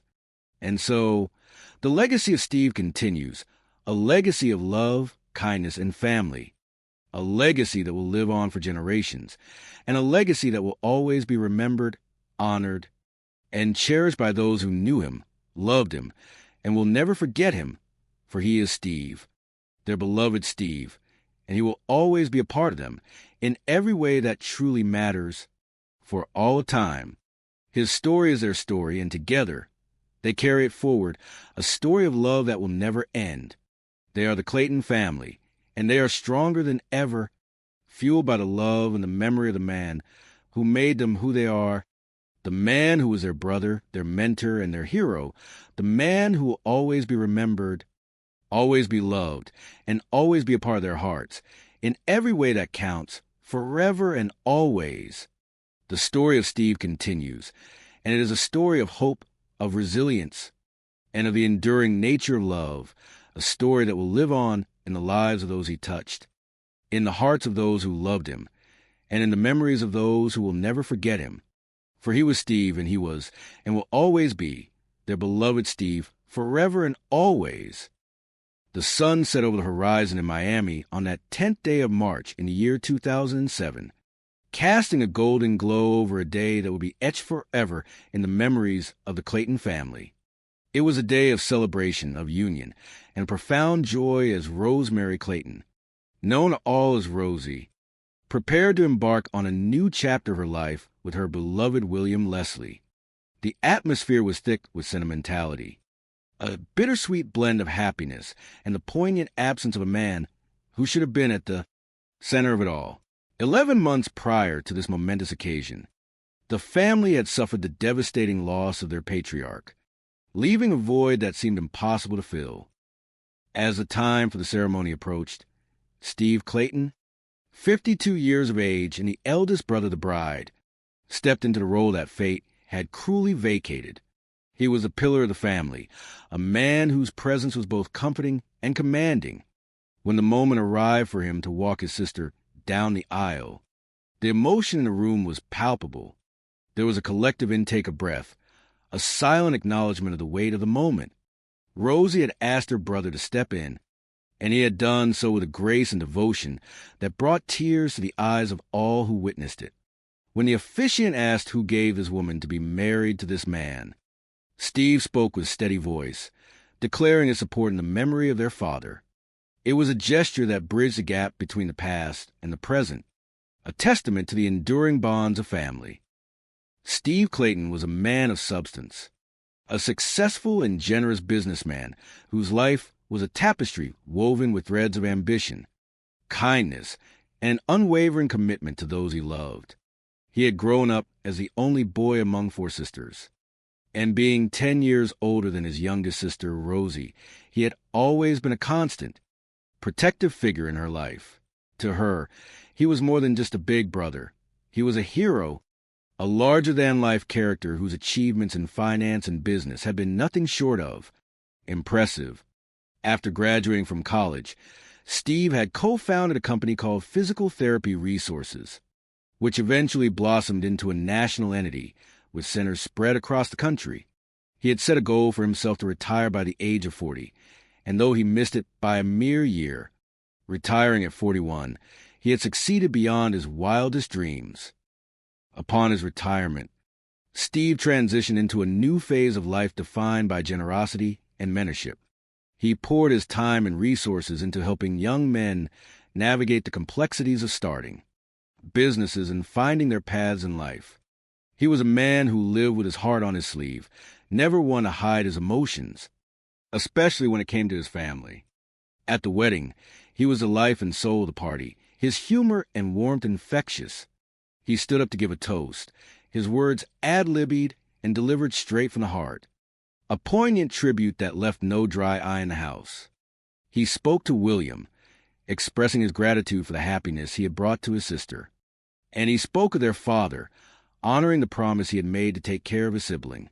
The father-daughter dance was a surprise, featuring a recording of their late father that left everyone deeply moved. It was clear that Steve was the glue that held them all together, the one who kept everyone calm and laughing. Yet, despite his professional success and his close-knit family, Steve's romantic life had been a series of challenges. He was a man of high standards, searching for a partner who could match his focused determination and loving nature. It was a tall order, but his family always believed that he would find his match. That dream began to materialize in late 2009, when Steve decided to leave the familiar comforts of Florida for a change of pace in North Carolina. He was a man who loved the outdoors, finding joy in walking and being close to nature. Within a few months of his move, he announced that he had met someone special, Lana Walsh. Lana, 12 years his junior, was a nurse who had grown up in Oklahoma. To those around her, she seemed quiet, almost like a wallflower, which stood in stark contrast to Steve's gigantic personality. However, Steve was captivated. He referred to her affectionately as his Lana Sue, and they were constantly together, always arm in arm. The family embraced her, happy to see Steve find a sense of peace and companionship. Before long, they moved in together and even expanded their family with the addition of 2 Italian greyhounds, Guinness and Sadie. It seemed that Steve had finally found his missing piece, someone who grounded him and brought a newfound sense of tranquility to his life. In November of 2013, Steve and Lana exchanged vows at their home in Charlotte in a beautiful ceremony that beamed with love.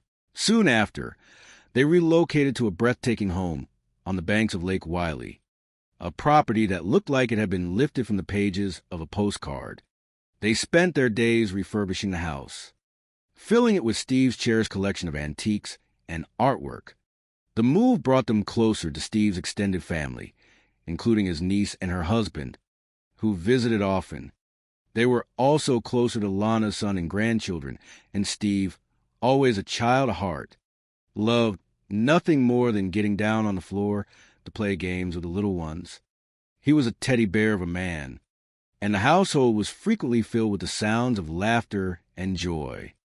5 years into their marriage, life appeared to be a picture of contentment. But in June of 2018, the fabric of that life began to unravel. Steve suddenly fell ill, complaining of dizziness and vertigo. He had been working in the garden when he collapsed, and he remembered little of the 36 hours that followed. As a nurse, Lana took charge of his care, suggesting rest, and while his sister Rosie was concerned, she felt reassured by Lana's professional expertise. For a moment, it seemed that the worst had passed. Steve recovered well enough to host a 4th of July party, where he was his usual affectionate, exuberant self. No one could have predicted the tragedy that was lurking just around the corner. On the 21st of July, 2018, a call came into the York County Emergency Services. Officers arrived at the scene to find Steve Clayton dead at the bottom of the grand staircase of his home. The scene was somber, and Lana appeared distraught, telling the officers that Steve had been struggling with vertigo for days. She explained that she had been mowing the lawn when she returned to find him collapsed. The officers, finding no signs of a struggle and noting the potential for a natural death due to a heart attack, initially saw the incident as a tragic but natural occurrence. However, the pieces of the puzzle did not fit. When family members began to clean out the room, they were struck by an overwhelming, foul odor.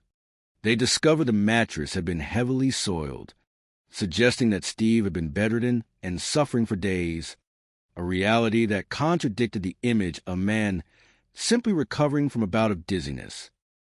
Suspicion began to mount within the family. When they questioned Lana about the lack of a will, her responses only fueled their doubts. Steve had been a meticulous man, a finance expert who would never have left such matters unattended. When the autopsy report initially suggested heart disease, the family pushed for a toxicology screening. The results were chilling.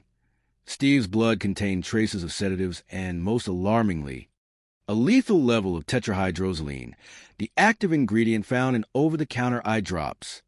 This substance, when ingested, could cause severe distress and eventually lead to a heart attack by limiting the blood supply to vital organs.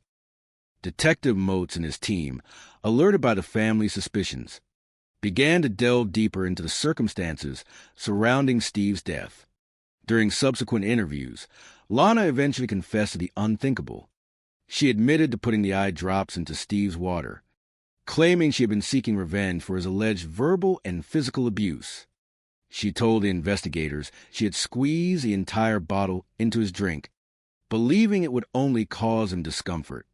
It was a confession that shattered the illusion of a happy marriage. The discovery of the eye drops on a dresser that Steve could not have reached in his weakened state made it clear that this was no accident. It was a calculated, lethal act. The aftermath of the confession was devastating. Lana, realizing the walls were closing in, attempted to end her own life but was discovered by neighbors and taken into custody. She was charged with murder and tampering with food items. In early 2020, she entered a plea to voluntary manslaughter, a lesser charge that carried a sentence of 25 years in prison. Throughout the legal proceedings, the family fought to clear Steve's name, refuting Lana's claims of abuse. Those who knew him described him as a gentle soul, a man who had mentored so many and who was incapable of such malice. The prosecution argued that the poisoning was not a one-time event, but a methodical process that had lasted for days, leaving Steve to suffer without access to help. The loss of Steve Clayton left a void that could never be filled.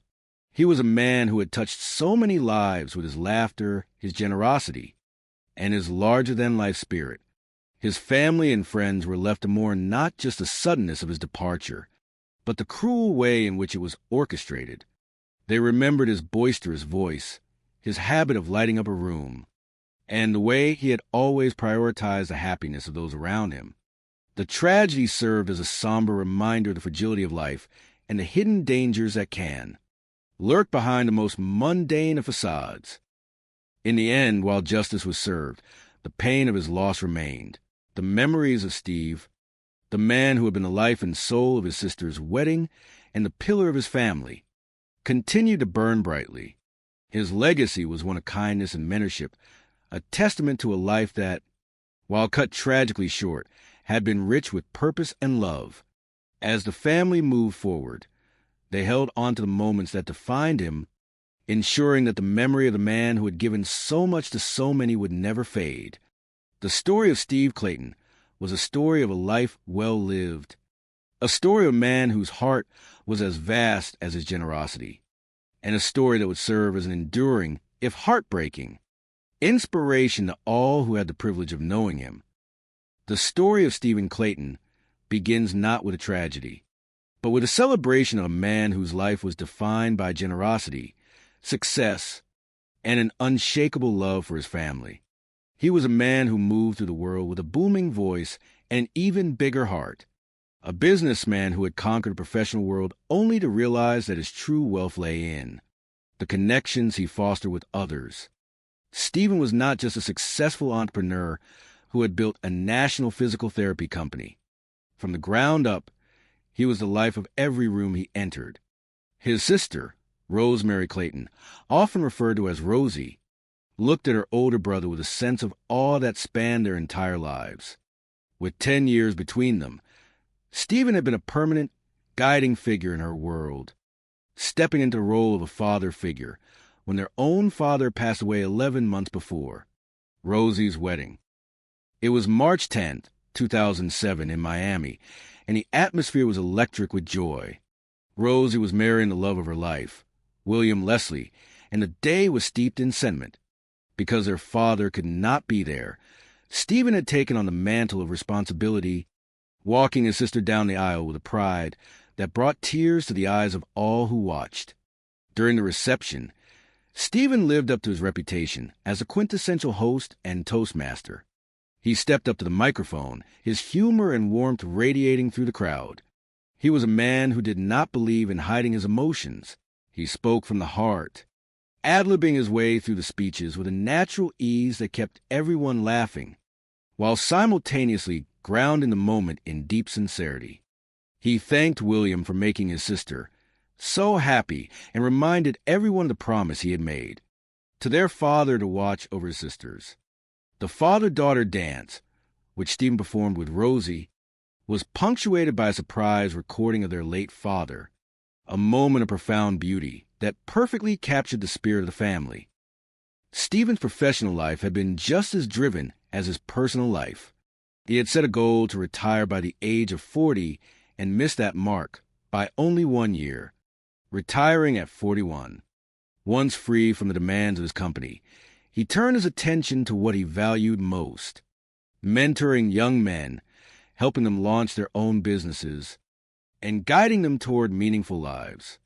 He was a man who gave not just of his wealth, but of his time, proving that his success had not hardened him, but rather expanded his capacity for kindness. However, despite his social grace and professional triumphs, Stephen's romantic life had been a challenging journey. He was a man who sought an intellectual, spiritual, and emotional match, a tall order that he had yet to fill by the time he reached his early 50s. That changed in late 2009 when he decided to leave the familiar shores of Florida for a change of pace in North Carolina. It was there that he met Lana Walsh, a nurse who was 12 years his junior. To his family, Lana seemed the polar opposite of Stephen. Where Stephen was a boisterous, larger-than-life personality, Lana was quiet, unassuming, and soft-spoken. Yet, Stephen was instantly captivated. He found in her a sense of peace and grounding that he had been searching for. He referred to her affectionately as his Lana Sue, and his family, wanting nothing more than to see him happy, embraced her into their fold. They married in November 2013 in a beautiful ceremony at their home in Charlotte.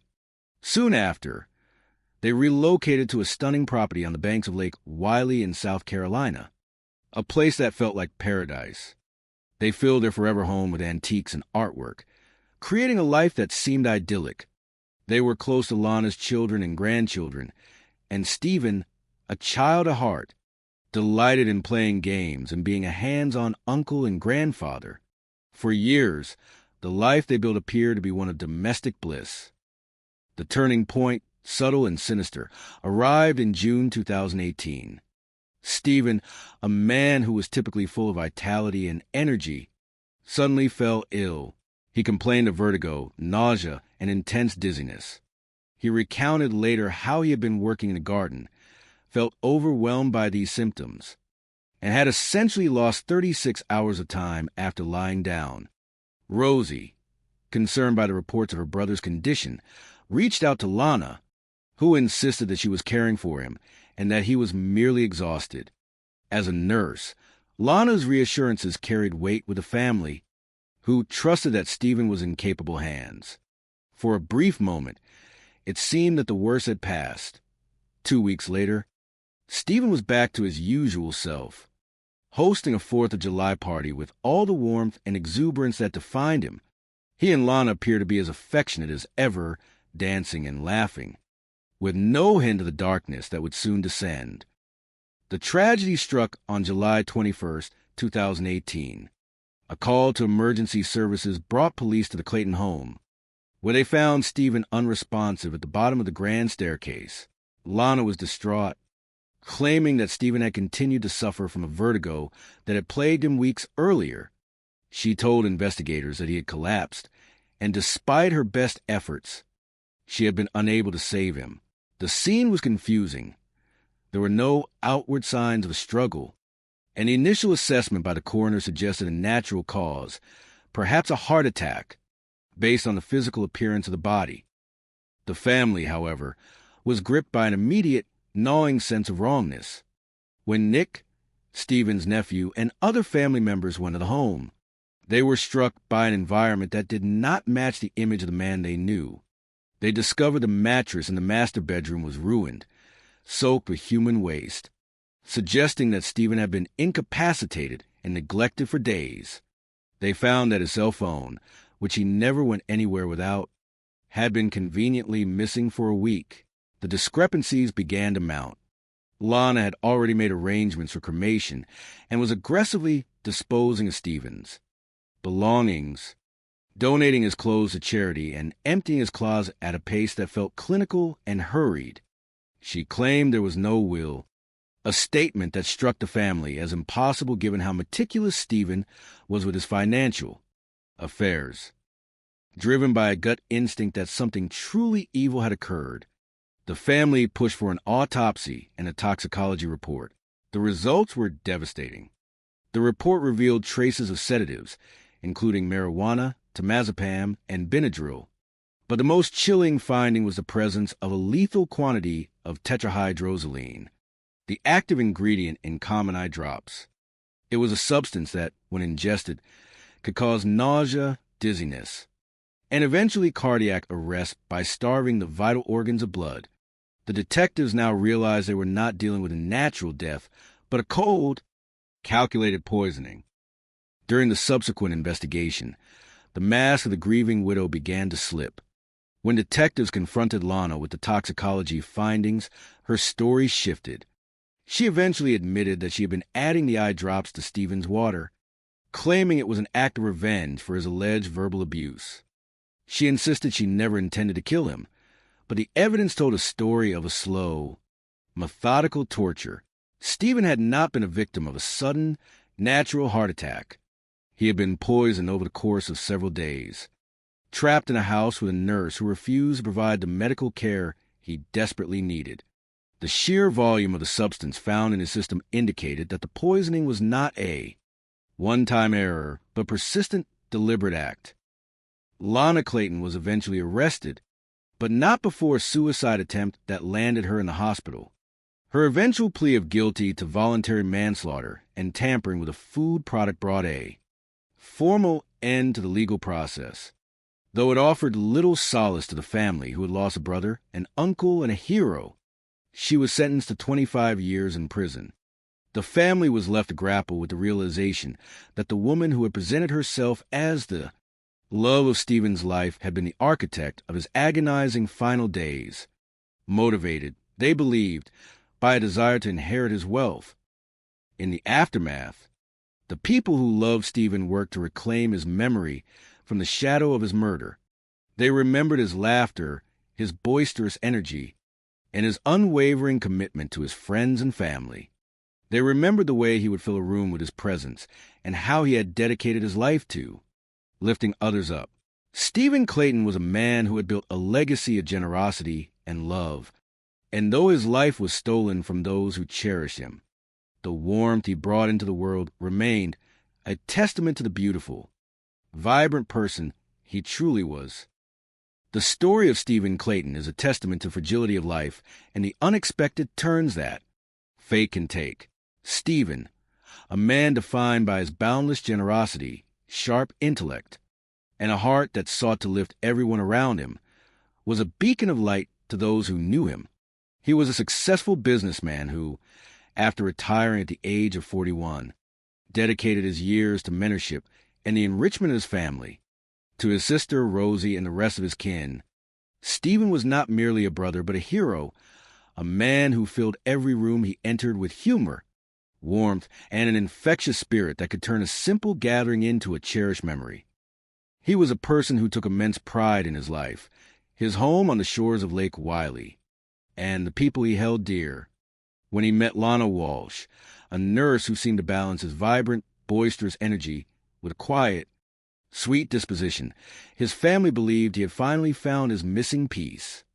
The years that followed were marked by happiness, as the couple built a life filled with laughter, the company of their beloved dogs, and the joy of family milestones. Yet, beneath the surface of this seemingly idyllic existence, shadows were quietly gathering, unbeknownst to those who loved him most. In the summer of 2018, the light that Stephen brought into the world began to flicker. What started as complaints of dizziness and nausea, symptoms initially dismissed as vertigo or the simple exhaustion of an active life, escalated into a situation that would soon shatter the lives of his loved ones. The tragedy unfolded in the quiet halls of their home, a place where, just months prior, they had celebrated love and future promise. When the call finally came to emergency services and the reality of his passing set in, a profound sense of disbelief rippled through his family. How could a man so full of life, so vibrant and strong, simply be gone? As the initial shock gave way to the cold, hard process of investigation, the details that emerged were nothing short of harrowing. What was once thought to be a natural death, a heart attack that stole a beloved man from his family, began to unravel upon closer inspection, the discovery of the state of his final days, the peculiar circumstances surrounding his medical care, and the agonizing truth hidden within the toxicology reports painted a picture far more sinister than anyone dared to imagine. It was a revelation that struck his family with the force of physical blow, turning their grief into a desperate quest for justice. The investigation into the death of Stephen Clayton became a chilling journey through betrayal. It was discovered that the very person entrusted with his care, the woman he had promised his life, to the woman who shared his home and his heart, had been slowly, methodically poisoning him. The substance used was as common as it was lethal when ingested in high quantities, a quiet agent of destruction that stripped away the health and strength of a man who had only ever extended kindness. The realization that his final days were spent in agony, without help or mercy, was a pain that would haunt his family forever. Yet, even in the darkest of chapters, the memory of Stephen Clayton remained undimmed. His friends and family chose to remember him not by the tragedy of his final moments, but by the legacy of love and guidance he left behind. They remembered the way he would light up a room with his infectious laughter, the way he would mentor young men starting their journeys, and the unwavering devotion he held for his sisters. They remembered the sound of his voice, the voice that could make a wedding day feel like the most important event in the world, the voice that offered comfort and joy in equal measure. The legal proceedings that followed brought a sense of closure to the surface, but the emotional scars remained deep. The confession, the sentencing, and the uncovering of the truth provided a form of justice. Yet it could never replace the man who had been stolen from them. For those who loved him, the loss of Stephen was a permanent shift in their world. They continue to hold him in their hearts, celebrating his life through stories, through the laughter of the children he had once played with on the floor, and through the enduring bond of a family that refused to let his memory fade. In the end, the story of Stephen Clayton serves as a poignant reminder of the importance of vigilance, the value of integrity, and the enduring power of family love. It is a story that emphasizes that while evil may sometimes hide in the most unexpected of places, the light of a good man's life continues to shine through the actions and memories of those he touched.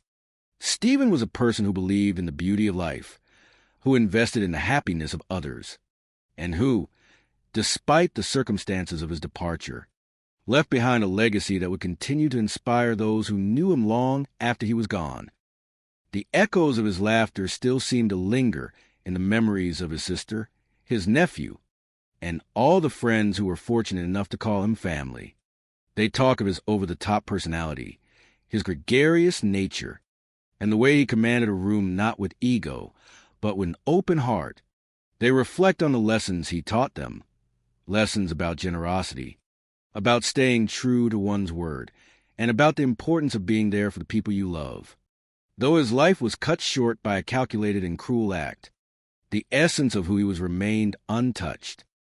As the years move forward, the family finds ways to honor his memory by continuing the work he started, by supporting one another, and by keeping his name alive in their daily lives. They have learned to navigate the weight of their loss, finding strength in the very bonds that Stephen worked so hard to cultivate during his time on earth. They recognize that while they were robbed of his future, they were gifted with a past filled with his presence, a gift that, in the face of everything, remains the most precious thing they own. The tragedy of Stephen Clayton is, ultimately, a story of two opposing forces: the boundless, selfless love of a man who lived to give, and the dark, consuming nature of betrayal that sought to extinguish it. But in the final analysis, it is the love that persists. It is the memory of his kindness, his humor, and his unwavering spirit that wins out in the hearts of his family. He remains in their minds and in their stories, the man who walked his sister down the aisle, the man who mentored the next generation, and the man who, despite the finality of his end, left the world better than he found it. For those who listen to the story of his life, it is an invitation to cherish every moment, to hold loved ones close, and to recognize that true wealth is found not in what one acquires, but in the love one gives away. Stephen Clayton's life was an investment in humanity, and though that investment was met with tragedy, the returns in the form of love and respect from those he knew are immeasurable.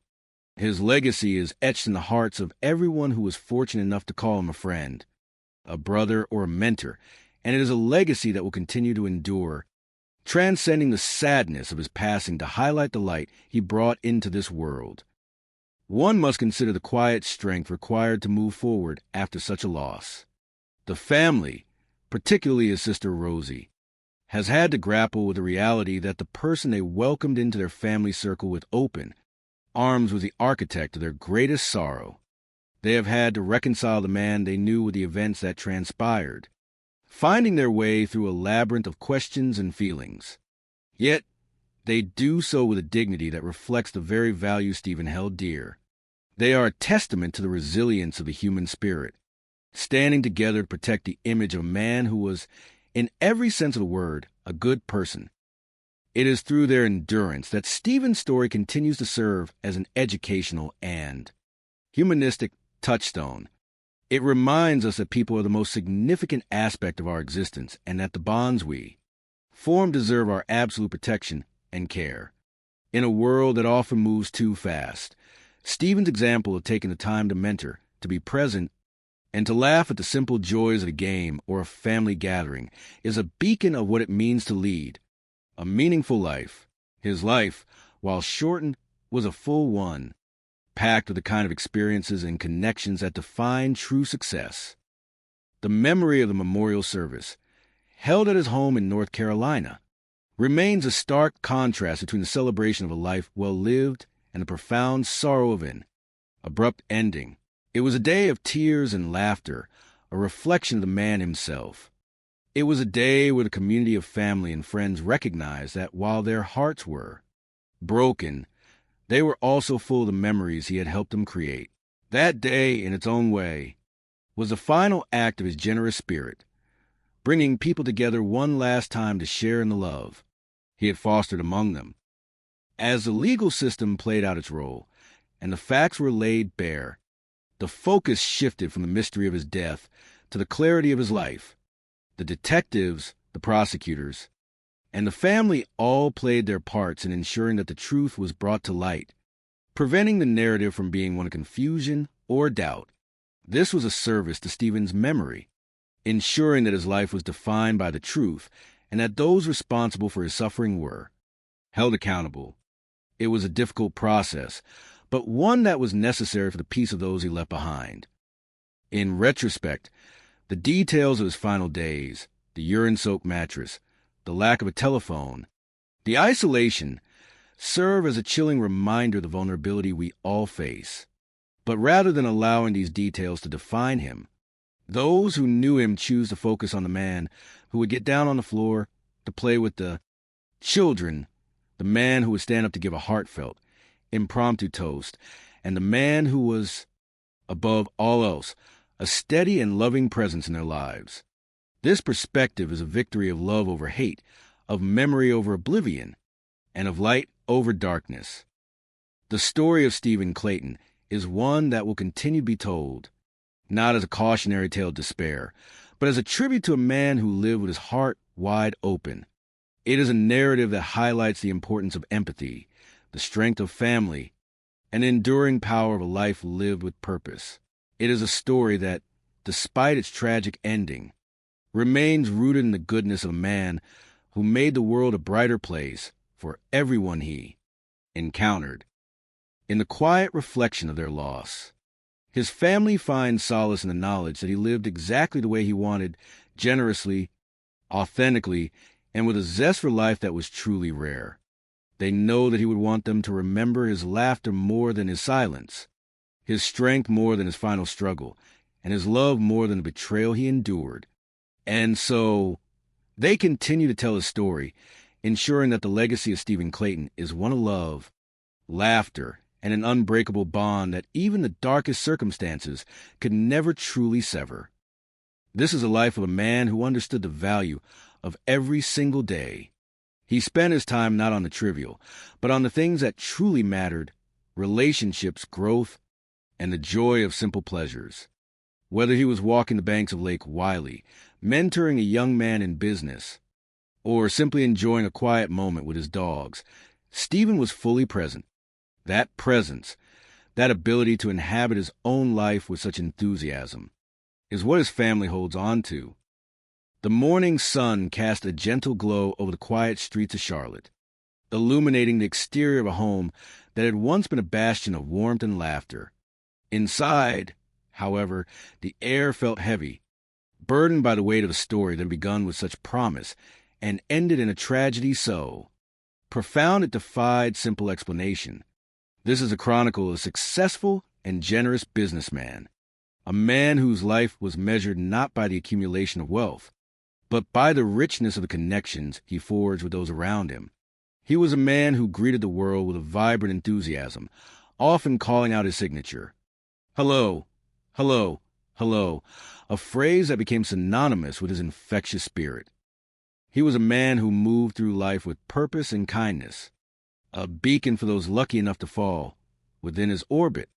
Into this life stepped a nurse, a woman whose demeanor was as soft as the setting sun. She struck those around her as being very quiet, very sweet, and very nice. To the businessman, she felt like the missing piece of a complex puzzle, a gentle counterpart to his own larger-than-life energy. He fell head over heels for her, captivated by a serenity he had long sought. He could not hide the feelings he had for her. He was, in every sense of the word, very much in love with her. Yet, life has a way of turning in directions no one can foresee.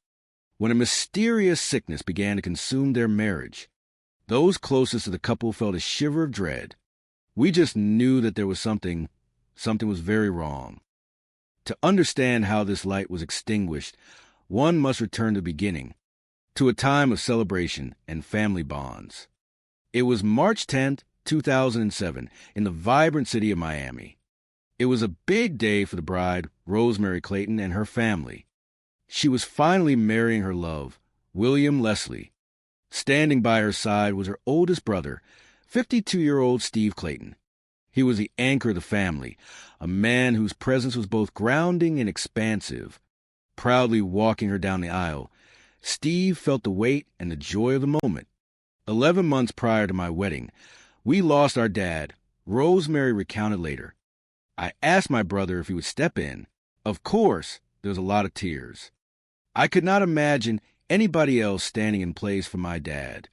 When the officiant asked who gives this woman to be married to this man, Steve replied with profound solemnity, "I do, in the memory of my father." It was a sentiment that resonated through the room, a bridge between the past and the future. With their father having passed away, Steve had assumed the role of the patriarch. Though he never had children of his own, he was a father figure to his 4 sisters, particularly the youngest, Rosemary. When my father and mother were married, Steve was just about 2 or 3 years old. She explained. He had 4 sisters, and I am the youngest. He was 10 years older than me. So there really was not a moment when Steve was not in my life. Steve was my big brother, and he was my hero. He was everything a little girl would want in a big brother. He played football, he wrestled in high school, and so that really made him bigger than life for me. This hero worship was well-founded. After high school, Steve graduated from college with a degree in finance, quickly maturing into a shrewd and successful businessman. With a partner, he launched a company called Physical Therapy Resources, an enterprise that grew into a national success, spanning centers across the entire country. It was in a hospital setting that Steve met his wife-to-be. He was there, and she was there, and a friendship blossomed from the professional halls of healing. His professional success allowed him to pursue his ultimate goal, retiring at the age of 40. He missed it by only 1 year, officially stepping away from the daily grind at 41. Retirement for Steve was never about idleness. It was about the freedom to give back. He became a mentor to a large group of young men, helping them navigate the complexities of starting businesses or finding their own paths. Steve was extremely generous, not only with his resources, but more importantly, with his time. Steve always had time for his family. In home videos, one could see him teasing their Uncle Max, his laughter filling the room. My dad was not so funny. He was more serious, Rosemary noted. Serious, much more serious. He was always serious. But where did that money come from, Steve? I do not know. When Rosemary got married, it was Steve's humor that kept the spirits high. Please get up, Steve. Someone would nudge him. Steve was always the first guy to get up to give a toast anywhere. Hello, hello, hello. It was always ad-lib for him, from the heart. Standing before the guests, he spoke with raw sincerity. This is my way of getting away from the emotional stuff. William, thank you so much. I'm not going to look at you. Thank you so much for making my sister so happy. And my dad, Steve paused, his voice thick with emotion. My dad told me before he passed to take care of my sister, to honor you, and he loved you very much. I have to get serious here. All right, I am cool. All right, you guys are great companions. You are great partners. And my sister, I have never seen her happier. Following the speeches, Steve took his place for the father-daughter dance. Before the music started, there was a profound, silent moment. A surprise recording of their father's voice played. A bittersweet tribute that left few dry eyes in the house. The best moment of my day was when you were climbing my knee. You would say, "Daddy, I love you." I miss those days. I really do. Because I love you too. Steve carried the day, serving as the best man, the entertainment, and the steady hand that kept everyone calm. Despite his success and his deep network of friends, Steve's romantic life had been a path of searching. He looked for a partner who was as focused, determined, loving, and caring as he was, a tall order to fill, now 52. His family wondered if he would ever find someone who could truly sweep him off his feet. I think Steve was always looking for somebody on a level he could connect with emotionally, intellectually, spiritually. That connection, however, would arrive in an unexpected way. In late 2009, Steve decided to leave Florida, seeking a change of pace in the hills and forests of North Carolina. He loved being physical, loved walking, and adored the outdoors. The move offered him a chance to live in greater harmony with nature. Within a few months of his arrival, Steve announced he had met someone special. He seemed to have a glow that he had been missing for a little while, and he was excited. Her name was Lana Walsh, 12 years his junior. She was a nurse who had grown up in Oklahoma. She struck me as being very sweet, very quiet, but very sweet, his sister recalled. This quietness stood out because Steve's personality was so gigantic. She was more like a wallflower. Yet, opposites often find a curious rhythm. They were deeply affectionate, always seen arm in arm, Steve hugging her, squeezing her, kissing her. I felt happy for my brother. So, of course, anybody that he loved, I was going to embrace. It was not long before Steve persuaded Lana to move in with him. Steve could be very convincing. They soon added to their family, adopting 2 Italian greyhounds, Guinness and then Sadie. With Lana, Steve finally felt he had found his missing piece. He referred to her as his Lana Sue, and he could not hide the feelings he had for her. He was very much in love with her. I think Steve found himself well-grounded with Lana, his family observed. I felt like Steve found a certain sense of peace with her. Steve Clayton had come to North Carolina for a change from his old life and had found a whole new future. Now, 6 years later, he was ready to make it permanent. In November 2013, in a lovely ceremony held at their home in Charlotte, they were married. Many of us had traveled to North Carolina just to be there and enjoy that day with him. His niece remembered. It was such a beautiful event. You could just see the love. Just beaming, both of them were. Soon after, the couple moved into their forever home on the banks of Lake Wylie, just over the border in South Carolina.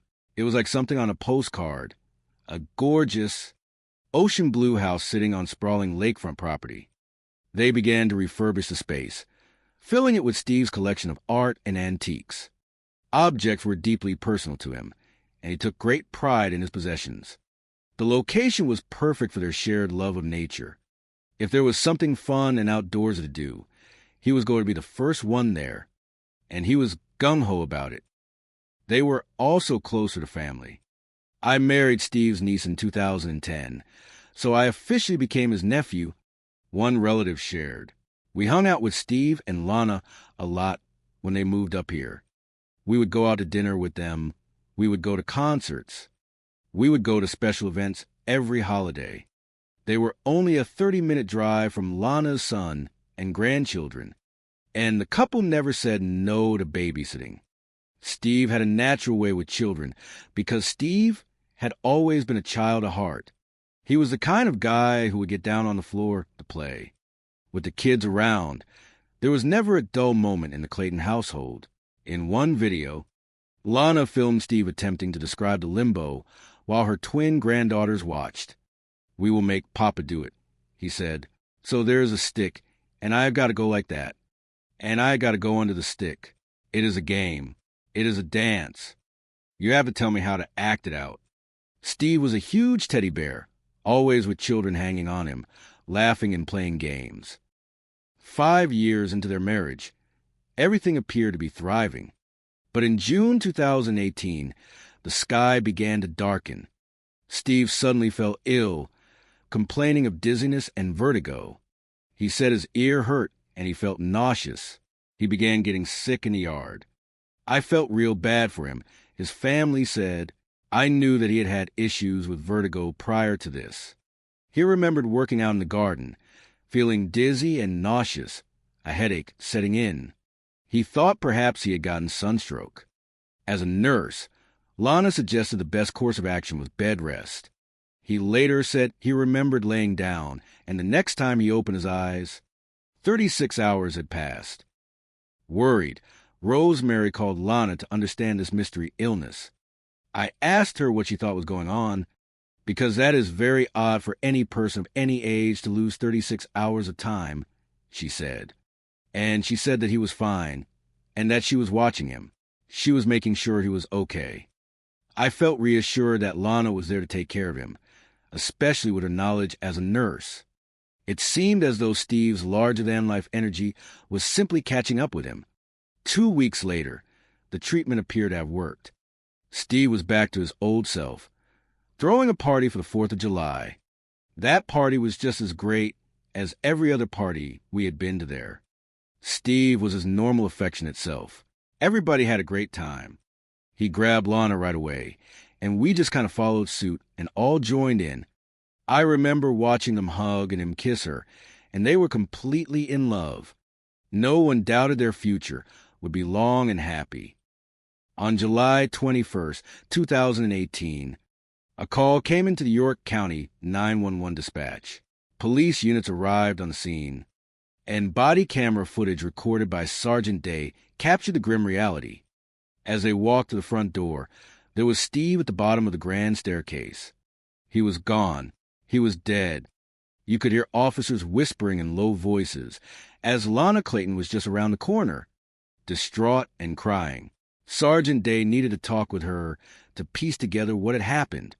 Ma'am, I am Sergeant Day. I am going to be here for just a little while until the coroner gets here. Lana told the officer that Steve had been suffering from dizziness for 2 days. She claimed that on Thursday morning, he had stood up, got very dizzy, and collapsed. She had to help him upstairs, and since that time, he had not been back down. Miss Clayton, you were outside. You were working outside? The officer asked. I was mowing the lawn real quick, and when I came in, I fell down. I am so sorry. I tried to take a blanket underneath me, but I could not. Despite her professional training as a nurse, Lana had been unable to render aid to Steve in his final moments. This was where she panicked, fearing she could not do anything more to help him. When she heard a motorcycle passing by, she ran out to wave someone down to call for help. When the news reached the family, it hit like a tidal wave. Nick, his nephew, was on duty as a police officer when he received the call. My mom called, and she said, Uncle Steve died, he recalled. I just remember the whole time going through my head was, how? Why? The phone rang, and I saw that it was my nephew calling. He said, Uncle Steve died, Uncle Steve died. That was not possible. It was not possible. How could he be gone? Lana feared Steve's vertigo had caused the fall. She kept saying that she thought he fell down the stairs, and that it was horrible. Sergeant Day checked for signs of an attack or foul play. This looked like it was probably a natural death, but you never know. He went upstairs to look at the scene. It was a labyrinth of a house. You could tell that there did not appear to be a sign of struggle. Nothing significant at all. In the master bedroom, the bed sheet was rumpled, but nothing suggested a fight. The coroner could not see any contusions or bruises. Nothing suggested Steve fell down the staircase. It looked as though Steve had made it to the bottom of the stairs and then collapsed. The coroner believed it was a heart attack, pointing to the coloration of his face, a blueness that crossed the top of the chest. often an indication of a cardiac event. Back in the living room, Sergeant Day told Lana what they believed had happened. When I walked to the top of the stairs, I noticed that the carpet on the staircase kind of has a direction to it. So I think he may have come to the bottom of the staircase. He told her, "Don't dwell on the staircase," Lana replied, "because I know that is a hard claim to make. I do not know how he made it. I do not know what he was thinking. I think this was the day God chose. That is what I told him." While Lana processed the news, Nick and his family helped clean up. We wanted to make the house still comfortable enough for her. But they were shocked at what they found in the bedroom. When we went upstairs, I immediately noticed a smell. It was a smell of human filth. Excrement, urine. We looked around, and there were huge urine discoloration spots in the middle of the bed. The soiled mattress raised immediate questions. I am thinking, the amount of urine that it would take to soak through this mattress. Steve had to have been going to the bathroom in this bed for days. We immediately thought, we have to get this mattress out of the room. We could barely pick. The story of William Leslie Clayton, known to all as Steve, began with the vibrant echoes of a man whose heart was as expansive as his success. Steve was a successful and generous businessman, a man who navigated the corporate world with shrewd mind, yet maintained a soul that remained remarkably tender. He was a personification of light, always greeting those around him with a resonant, thrice repeated hello, hello, hello that served as a soundtrack to his warmth. He was a man who had built his life on the foundations of hard work and integrity. Yet he was never defined solely by his professional achievements. To those who knew him best, Steve was a beacon of humor, a source of unwavering support, and, above all, a devoted family man. His sister, Rosemary, remembered him not just as a sibling, but as the hero of her childhood. Steve was 10 years older than her. A pillar of strength who played football and wrestled in high school, appearing to her young eyes as a figure larger than life. When their father passed away 11 months before her wedding, it was only natural that Steve would step into the role of the patriarch. On that momentous day in March 2007, in Miami, Steve proudly walked his sister down the aisle, bridging the void left by their father with a grace and love that moved every guest to tears. When asked who gave this woman to be married, Steve responded with deep sentiment, speaking in the memory of his father, effectively anchoring the family through a day that was both joyous and poignant. Steve had retired at the age of 41, a goal he had set for himself and missed by only 1 year. Free from the constraints of his business, he dedicated himself to the art of giving back. He spent his time mentoring young men, guiding them through the complexities of starting businesses and finding purpose in their lives. He was generous with his resources and, more importantly, with his time. He remained the life and soul of every family gathering, famously taking to the stage at weddings to deliver heartfelt, ad-libbed toasts that balanced humor with deep emotional sincerity. He was never one to hide his feelings, often tearing up as he spoke of his family and his late father, expressing a vulnerability that only endeared him further to those he touched. Despite his immense capacity for love, Steve's romantic journey had been complex. At 52 years of age, he was a man who sought a partner capable of matching his intellectual and emotional depth, a tall order that his family hoped would one day be fulfilled. That wish appeared to manifest in late 2009 when Steve moved to North Carolina in search of a change of pace. There, he met Lana Walsh, a nurse who was 12 years his junior. To the outside observer, the two were polar opposites. Steve was the exuberant, larger-than-life personality, while Lana presented herself as quiet, sweet, and unassuming. Yet, to Steve, she was the missing piece of his puzzle. He referred to her affectionately as his Lana Sue, and it seemed that in her, he had found a profound, grounding peace. The couple married in November of 2013 at their home in Charlotte, a day brimming with visible love and promise. They soon relocated to a postcard-perfect home on the banks of Lake Wylie in South Carolina. The house became a sanctuary where they indulged in their mutual love for nature and family. Steve, ever the child at heart, flourished in this environment, playing games with his nieces and nephews, getting down on the floor to entertain, and maintaining the house as a hub of laughter and joy. His niece and her husband, who had married in 2010, often joined them for dinners, concerts, and holidays, seeing firsthand the affection that defined the Clayton household. However, the tranquility of their life began to fracture in June of 2018. Steve, a man of robust energy, suddenly complained of vertigo, nausea, and severe ear pain. He described a terrifying period where he lost 36 hours of time, collapsing while working in his garden. Lana, as a nurse, took charge of his care, and for a brief moment, it seemed that the episode had passed. By the 4th of July, Steve appeared to be his old self, hosting a vibrant party and dancing with Lana in a display of marital bliss that left his family reassured. Yet, this vitality was a cruel illusion. On July 21st, 2018, a call came into the York County Emergency Services. Officers arrived to find Steve Clayton deceased at the base of his staircase. The scene was one of profound tragedy. Lana, distraught and weeping, explained that Steve had been struggling with vertigo for days and must have collapsed.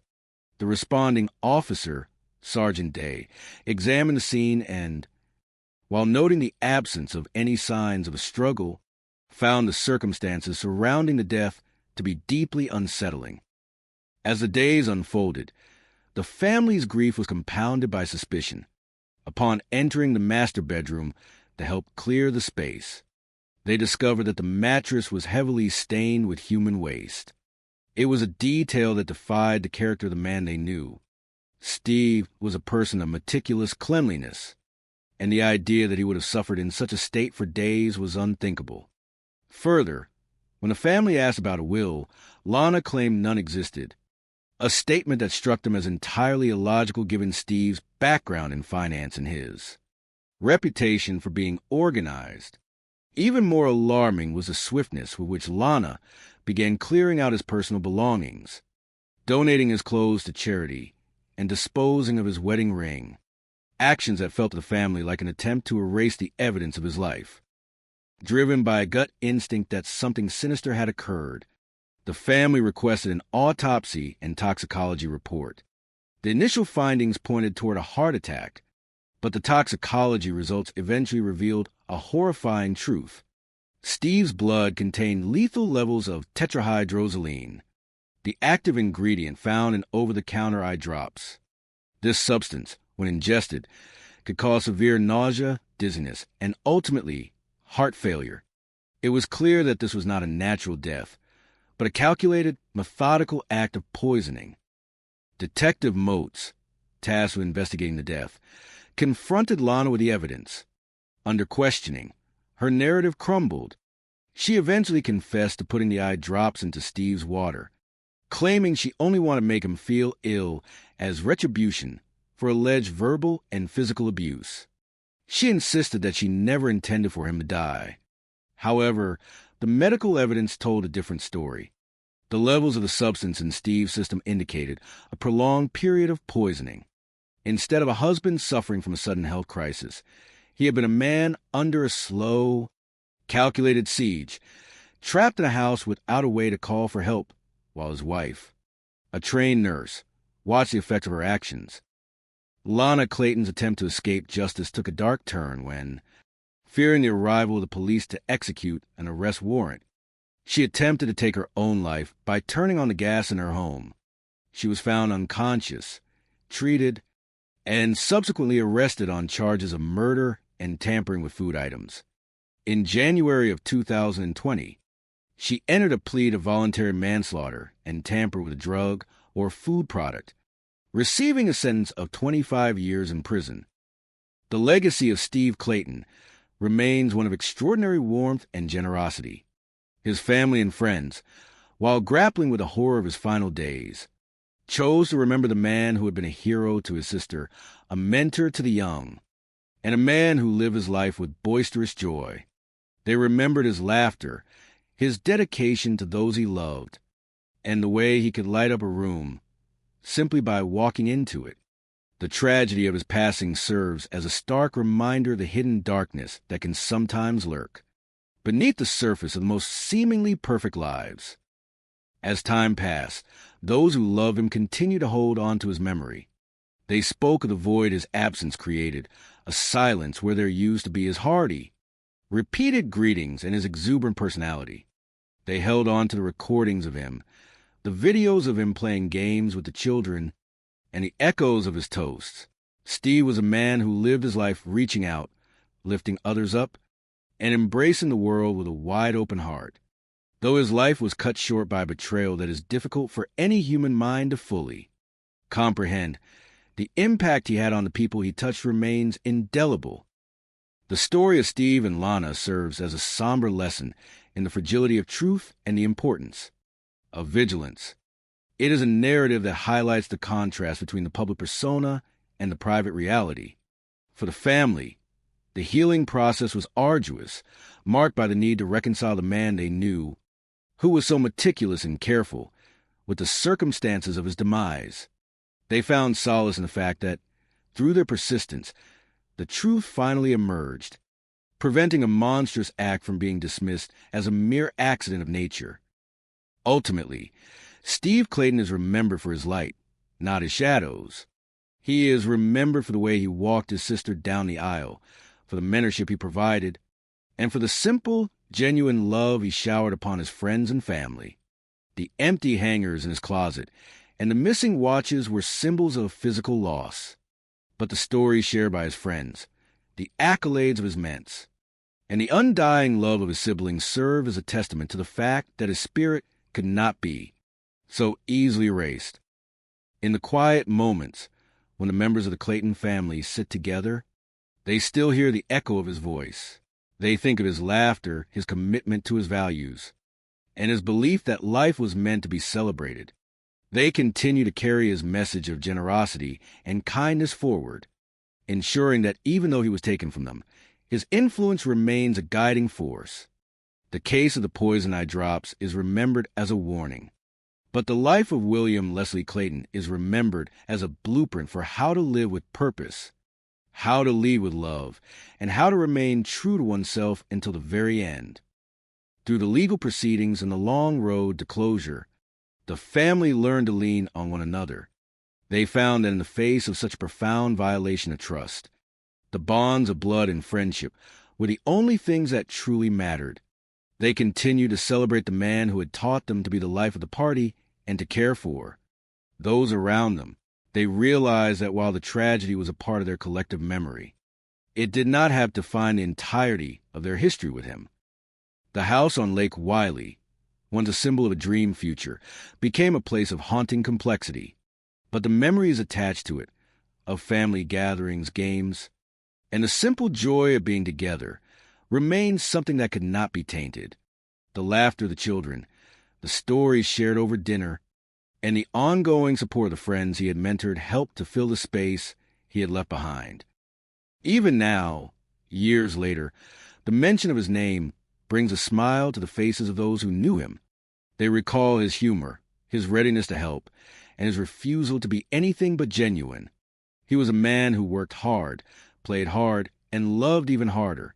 His life was a testament to the fact that success is measured not just in wealth or professional accomplishment, but in the number of lives one has positively influenced and the amount of love one has left behind in the hearts of others. The lesson that the family took away, and the one they hope others learn, is to always pay attention to the details of those we love. They learned that even the most secure-seeming situations can hide deep, systemic issues, and that the most important thing is to maintain open, honest communication with family members. They realize that no amount of financial preparation or personal success can shield someone from the dangers of a close, yet destructive, relationship. In the end, the story of Steve Clayton is not one of crime, but a story of a man whose greatness was so immense that even after his life was stolen, His impact continued to ripple outward. It is a story of resilience, of a family standing together to demand the truth, and of a man whose spirit proved to be more durable than the actions of those who sought to silence him. The memory of his hello, still rings in the minds of those he left behind. A persistent, beautiful echo of a life well lived and deeply cherished. The community that Steve had built, the group of young men he mentored, and the extended family he protected all continue to embody the values he held dear. They carry forward his legacy by being generous with their own time and by mentoring the next generation just as he once did. They ensure that his name is spoken with respect and that his life is viewed through the lens of the love he gave so freely. For those who were fortunate enough to know him, Steve remains a touchstone. He is the standard by which they measure their own kindness and their own willingness to reach out to others. He is a reminder that being a father figure or a brother or a friend is a role that requires constant, selfless dedication. He taught them that being big in life is not about ego, but about the size of one's heart and the willingness to stand up for others, even when the path is difficult. As the years move on, the tragedy of his departure is slowly replaced by the warmth of his presence in their lives. They no longer focus on the events of that fateful July, but on the memories that came before, the jokes, the toasts, the dancing, and the genuine, unbridled affection he displayed for everyone he encountered. They hold on to the image of the man who danced with his sister, who played the limbo for the twins, and who constantly sought to make those around him feel valued and happy. The story concludes not with the silence of a funeral, but with the continued, vibrant hum of a legacy that refuses to fade. Steve Clayton, in all his brilliance and warmth, remains a central part of the tapestry of his family's life. He is the heart that keeps beating in their stories, the voice that reminds them to be kind, and the example that encourages them to live with the same relentless, beautiful energy that defined his entire existence. To understand the full measure of the man is to understand that he was, above all, a man of peace. He found it in his family, he found it in his nature-filled surroundings, and he found it in the act of giving. His life was a continuous effort to create joy and stability for those he brought into his orbit. That he was betrayed by the person he trusted most is a profound sorrow, but that he was loved by so many is the true measure of his success. Every toast that is raised by his friends and family is a toast to his memory. Every time a member of his family helps someone in need, it is a nod to his example. And every time a family gathers together to laugh and share stories, he is there with them, the spirit of the occasion, the man who knew how to make every moment count. He taught them that the most important things in life are not the possessions he collected or the businesses he sold, but the connections he made and the warmth he left behind. He showed them that being successful is only worth it if you can use that success to lift up others. He demonstrated that to be truly happy, one must be willing to be vulnerable, to be open, and to love without reservation. Though the circumstances of his end were far from what anyone would have chosen, the life that preceded. The morning sun bathed the sprawling landscape of Florida in a warm, golden hue, casting long shadows across the manicured lawns that bordered the quiet, upscale neighborhood. Inside one of the more prominent homes, the atmosphere was a whirlwind of activity, energy, and anticipation. This was not just any morning. It was the 10th of March, 2007, a day that would be etched into the collective memory of the Clayton family forever. Today was the day Rosemary Clayton, the youngest of the siblings, would step into a new chapter of her life. She was marrying the man she loved, William Leslie, and the air was thick with the scent of lilies and the hum of preparations. Steve Clayton, at 52 years of age, moved through the house with an effortless, booming charisma that seemed to fill every corner. He was the eldest brother, the pillar, the one upon whom the family had relied since their father had passed away 11 months prior. The weight of the occasion sat heavy in his heart, yet his face was a mask of joyous celebration. He had been asked to walk his sister down the aisle, a duty he accepted with the solemnity of a knight and the affection of a doting brother. When my father and mother were married, Steve was just about 2 or 3 years old. Rosemary would later reflect, her voice tinged with the ache of nostalgia. He had 4 sisters, and I am the youngest. He was 10 years older than me, so there really was not a moment when Steve was not in my life. Steve was my big brother, and he was my hero. He was everything a little girl would want in a big brother. He played football, he wrestled in high school, and so that really made him bigger than life for me. The journey that had brought Steve to this moment was one defined by ambition, sharp intellect, and an uncanny ability to connect with people.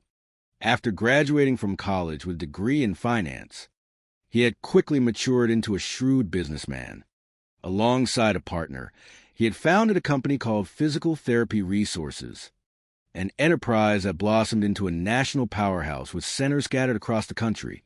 Yet, for all his professional success, Steve was not a man consumed by the chase for more.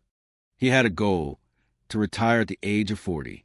He missed it by 1 year, stepping away from the corporate ladder at 41, choosing instead to focus on a different kind of growth, the growth of those around him. He was a mentor to a large group of young men, helping them navigate the treacherous waters of starting businesses or finding their own paths in life. He was generous not just with his financial resources, but with his most precious asset, his time. At the wedding, as the guests gathered and the music swelled, Steve stood at the center of it all. He was the master of ceremonies, the one who kept everyone calm, the one who kept everyone laughing. When the time came for the speeches, he did not rely on notes or scripts. He was a man who spoke from the heart. "Hello, hello, hello," he began, his voice ringing out with a warmth that seemed to envelop the room. He was a natural performer, his good humor the life and soul of the occasion. As he stood there, he managed to bridge the gap between the joyous present and the bittersweet absence of their father. "My dad told me before he passed to take care of my sister, to honor you, and he loved you very much," Steve said, his voice thickening with emotion. "I have to get serious here. All right, I am cool. You guys are great companions. You are great partners. And my sister, I have never seen her happier." The dance floor became the site of a profound moment when the music faded for surprise, recording the voice of their father, long departed, speaking to Rosemary.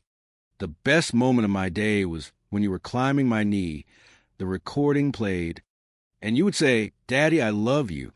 I miss those days, I really do, because I love you too." Steve, ever the rock, stood by his sister, ensuring that even in the absence of their father, the transition to this new life was marked by love and support. Despite his success and his deeply rooted connections, Steve's own romantic life had remained a series of rocky paths. He was a man who looked for a partner who was as focused, determined, loving, and caring as he was a tall order to fill. His family often wondered if he would ever find someone who could match his gigantic personality, someone who could truly be his equal. 2 years later, the tides of fate shifted. In late 2009, Steve made a decision to leave his home state of Florida, seeking a change of pace in North Carolina. He loved the outdoors, the way the air felt in his lungs when he walked, and the prospect of a quieter, more grounded life. It was here that he met Lana Walsh. Lana was 12 years his junior, a nurse who had grown up in Oklahoma. She was, by all accounts, a quiet, almost reserved individual. To those around Steve, she stood out because of her silence, which provided a stark contrast to Steve's loud, boisterous nature. She was a wallflower, yet Steve was captivated. He seemed to have a glow about him, a warmth he had been missing for a while. They were affectionate, always arm in arm, with Steve constantly hugging, squeezing, and kissing her. It did not take long for Steve to persuade Lana to move to Charlotte. They settled into a life together, bringing new additions into their home in the form of 2 Italian greyhounds, Guinness and Sadie. With Lana, Steve felt he had finally found his missing piece. He referred to her affectionately as his Lana Sue, unable to hide the depth of his feelings. He seemed well-grounded, finding a sense of peace that had eluded him for so long. Their wedding in November 2013 was a beautiful, intimate affair at their home in Charlotte. Shortly thereafter, the couple relocated to a stunning property on the banks of Lake Wylie in South Carolina. It was like something on a postcard, a gorgeous ocean blue house sitting on a sprawling, peaceful piece of lakefront property. Steve poured his heart into refurbishing the home, decorating it with his collection of antiques and art, items that held great personal significance to him. Life for the next 5 years seemed idyllic. They were closer to Steve's extended family, and their door was always open. Steve, who had always been a child at heart, was a favorite uncle, the kind of man who would get down on the floor to play games or teach children how to dance. He was a giant teddy bear, and his life appeared to be a testament to a man who had finally earned the happiness he had spent, his life giving to others. However, the summer of 2018 brought a chilling shift. In June, Steve suddenly fell ill. He complained of dizziness, vertigo, and nausea. He spent days feeling profoundly unwell, even collapsing the yard while working in the garden. As a nurse, Lana stepped into the role of caregiver. She insisted that Steve needed rest, and there were times where she claimed he would be unconscious for as long as 36 hours. Rosie, 700 miles away, grew deeply concerned. When she called to check on her brother, she was told that he was fine and that Lana was watching him. There was a strange disconnect in the stories. How could a man who had never been ill like this before suddenly lose such vast amounts of time? Yet, the family felt reassured by Lana's professional background. Surely, she knew what she was doing. 2 weeks later, as if by a miracle, Steve appeared to be back to his old self. He threw a party for 4th of July, a vibrant celebration where he was his usual, affectionate, boisterous self. He danced with Lana, he hugged his family, and he laughed with the kind of joy that made everyone believe the dark clouds of his illness had truly passed. No one suspected that those clouds were merely gathering for a much darker storm.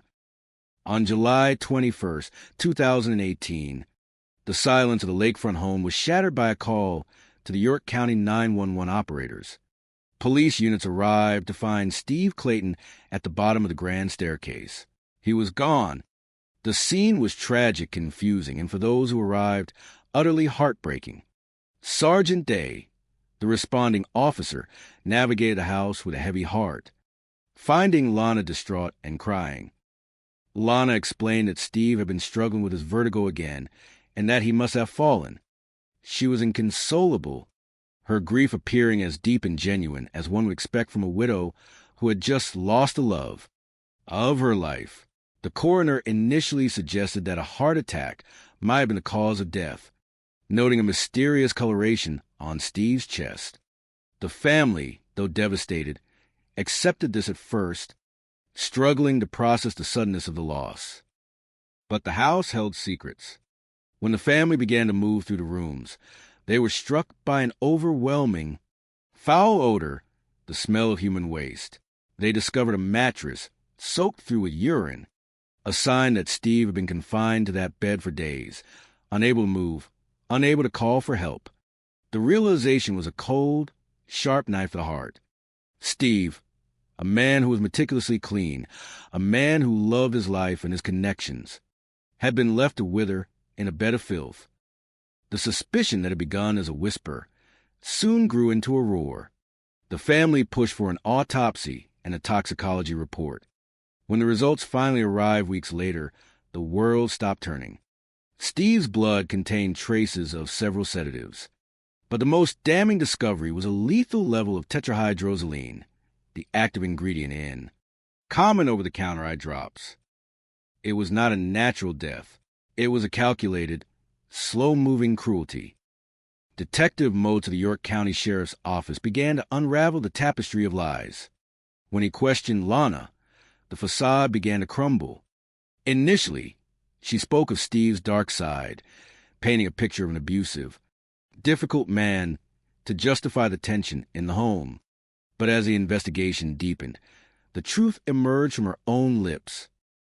"I just saw it there, and I just did it," she confessed during a recorded interview, admitting to pouring a bottle of eye drops into his drink. She claimed she only wanted to make him sick, to get even for perceived slights. But the scientific evidence told a different story. The levels in his blood indicated that this was not a one-time event. He had been poisoned, little by little, over the course of 3 days. The final days of this once vibrant man were filled with agony. He had been left without a phone, without a way to seek help, trapped in a home that had become a prison. Lana, a trained nurse, stood by as her husband suffered, choosing to watch him fade rather than offer the care she was sworn to provide. The subsequent investigation revealed that the motivation was likely as old as time: greed. With no will, the law in South Carolina dictated that the entirety of Steve's estate would pass to his spouse. Lana had effectively removed the only obstacle between her and a fortune. In January 2020, Lana Clayton accepted a plea deal, admitting to voluntary manslaughter and tampering with food. She was sentenced to 25 years in prison. Throughout the legal proceedings, she maintained that she never intended for Steve to die, a claim that fell on deaf ears among those who knew the depth of betrayal. The trial and the revelation of the truth left the Clayton family broken. They lost not just a brother, an uncle, and a friend, but a beacon of light. They lost the laughter, the boisterous toasts, and the man who could light up a room just by walking through the door. Steve Clayton was a man of immense generosity, a man who had dedicated his life to lifting others up, only to be brought down by the very person he had invited into his heart. His story is a testament to the fact that evil can hide in the quietest of places, where in the most unassuming of faces. Yet, even in the wake of such a tragedy, the memory of Steve remains. People remember the man who stood on a chair at a wedding to toast his sister, the man who got down on the floor to play with his nieces and nephews, and the man whose laughter could bridge any distance. The house on the lake is quiet now. Its blue paint a reminder of a dream that turned into a nightmare. But the legacy of Steve Clayton persists, woven into the lives of the young men he mentored, the family he protected, and the friends who will carry his voice in their hearts forever. The world lost a man who was larger than life, a man who knew how to love without reservation, and a man who was stolen from everyone who loved him. And though the story ends in shadow, the light of his spirit remains a flicker in the darkness, a memory of a man who gave everything he had to the world, only to have his life taken by the one he held most dear. The story of Stephen Clayton is a testament to the warmth of a generous heart and the haunting shadows that can sometimes lurk within the most unexpected places. Stephen was a man whose presence was a force of nature, a successful and kind-hearted businessman whose life was defined by his devotion to those he loved. He was the kind of person who walked into a room and immediately became its center, not through ego, but through an infectious, boisterous energy that invited everyone to share in his joy. To his family, especially his youngest sister Rosemary, he was more than a brother. He was a hero, a mentor, and a steadfast pillar of strength. Stephen grew up in a household where he was always a protector. 10 years older than his youngest sister, he watched over his 4 sisters with fierce, brotherly love that never wavered. After excelling in finance and building a successful company called Physical Therapy Resources, he achieved his goal of retiring by the age of 41. Yet, retirement for Stephen was not about idleness. It was an opportunity to pour his vast energy and resources back into the world. He became a mentor to countless young men, guiding them through the complexities of starting businesses and finding their paths in life. He was profoundly generous, not just with his wealth, but with his time and his genuine interest in others. On a beautiful day in March 2007 in Miami, Stephen stood as the emotional anchor at his sister Rosemary's wedding. As was his custom, he was the first to offer a toast. He grabbed the microphone with his signature charm, declaring a heartfelt, energetic hello to the guests. His speech was not rehearsed. It was an ad-lib from the heart, a mixture of humor and deep, raw emotion. He spoke of their late father, honoring his memory, and expressed a profound pride in his sister. It was a day of pure joy, yet even then, Stephen remained on a quest for the one thing he felt he was still missing, a partner who could truly match his spirit. He had been through rocky times in his romantic life, but he never lost a hope that he would one day find someone who was as focused, determined, and loving as he was. 2 years later, in late 2009, Stephen decided to trade the familiar sun of Florida for the mountains of North Carolina. He was a man who loved the outdoors, someone who found peace in a long walk and vitality in the fresh mountain air. It was here, within only a few months of his move, that he met Lana Walsh, a nurse who had grown up in Oklahoma. She was, in many ways, his polar opposite. While Stephen was large and loud and vibrant, Lana was quiet and reserved, a wallflower who seemed to temper his intense energy. To his family, she appeared sweet, and they were thrilled to see the glow return to Stephen's face. He was deeply in love, affectionately calling her his Lana Sue, and he seemed to have finally found the peace he had been searching for. They moved in together, welcomed their dogs Guinness and Sadie into their home, and began to build a life that felt grounded and complete. In November 2013, they were married in a beautiful ceremony at their home in Charlotte. Shortly after, they relocated to a stunning property on the banks of Lake Wylie in South Carolina. The house was like a postcard, a gorgeous blue home overlooking the water, filled with the art and antiques that Stephen had collected over his lifetime. It was meant to be their forever home, a place where they could grow old together, surrounded by the nature they both loved and kept close to his extended family. Life in their new home was filled with laughter.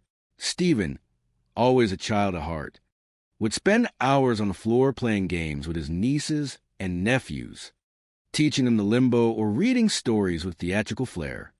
He was the quintessential teddy bear, the man who made every holiday special and every gathering an event to remember. For 5 years, the couple seemed to be thriving, the perfect picture of a happy, later-in-life marriage. However, in June 2018, the first cracks in this idyllic facade began to appear. Stephen suddenly fell ill, complaining of severe vertigo, dizziness, and nausea. He spent days in bed, at one point losing 36 hours of memory. As a nurse, Lana assured the concerned family that she was monitoring him and that he was simply exhausted. 2 weeks later, he seemed to have bounced back, even hosting a lively 4th of July party. Everyone was relieved, assuming the illness had been a passing anomaly. But the peace was short-lived. On the 21st of July, 2018, a frantic call reached the local emergency services. When the police arrived at the beautiful home on the lake, they found Stephen at the bottom of the grand staircase. He was gone. Lana, who was clearly distraught, told the officers that Stephen had suffered a fall while she was outside mowing the lawn. She explained his condition by pointing to his previous bouts of vertigo. The initial scene investigation appeared to show a tragic, natural death, perhaps caused by a sudden heart attack. The coroner noted a coloration on his chest that suggested a cardiac event. It was a devastating loss, and the family was plunged into a state of shock and grief. Yet, as the days passed, a sense of unease began to settle over the family. While cleaning the bedroom, they discovered that the mattress was heavily stained with urine, suggesting that Stephen had been incapacitated and unable to care for his personal needs for a long time, contradicting the idea of a sudden collapse. When they learned that Stephen, a man who was famously meticulous about his finances and his affairs, had died without a will, the suspicions grew even deeper. Why would a man so precise leave his legacy in such disarray? Driven by a desperate need for truth, the family pushed for an autopsy and a toxicology report. The results were chilling. Stephen had not died of natural causes. His blood contained high levels of tetrahydrozoline, the active ingredient in over-the-counter eye drops like Visine. This substance is never meant to be ingested. In large quantities, it is deadly, capable of shutting down the central nervous system and triggering a fatal heart attack. The detectives realized that the scene they had witnessed was not an accident, but a calculated act. When they questioned Lana again, her story shifted.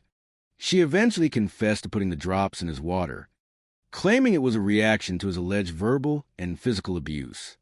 She insisted she only wanted to make him feel ill, not to kill him, but the forensic evidence painted a much darker picture.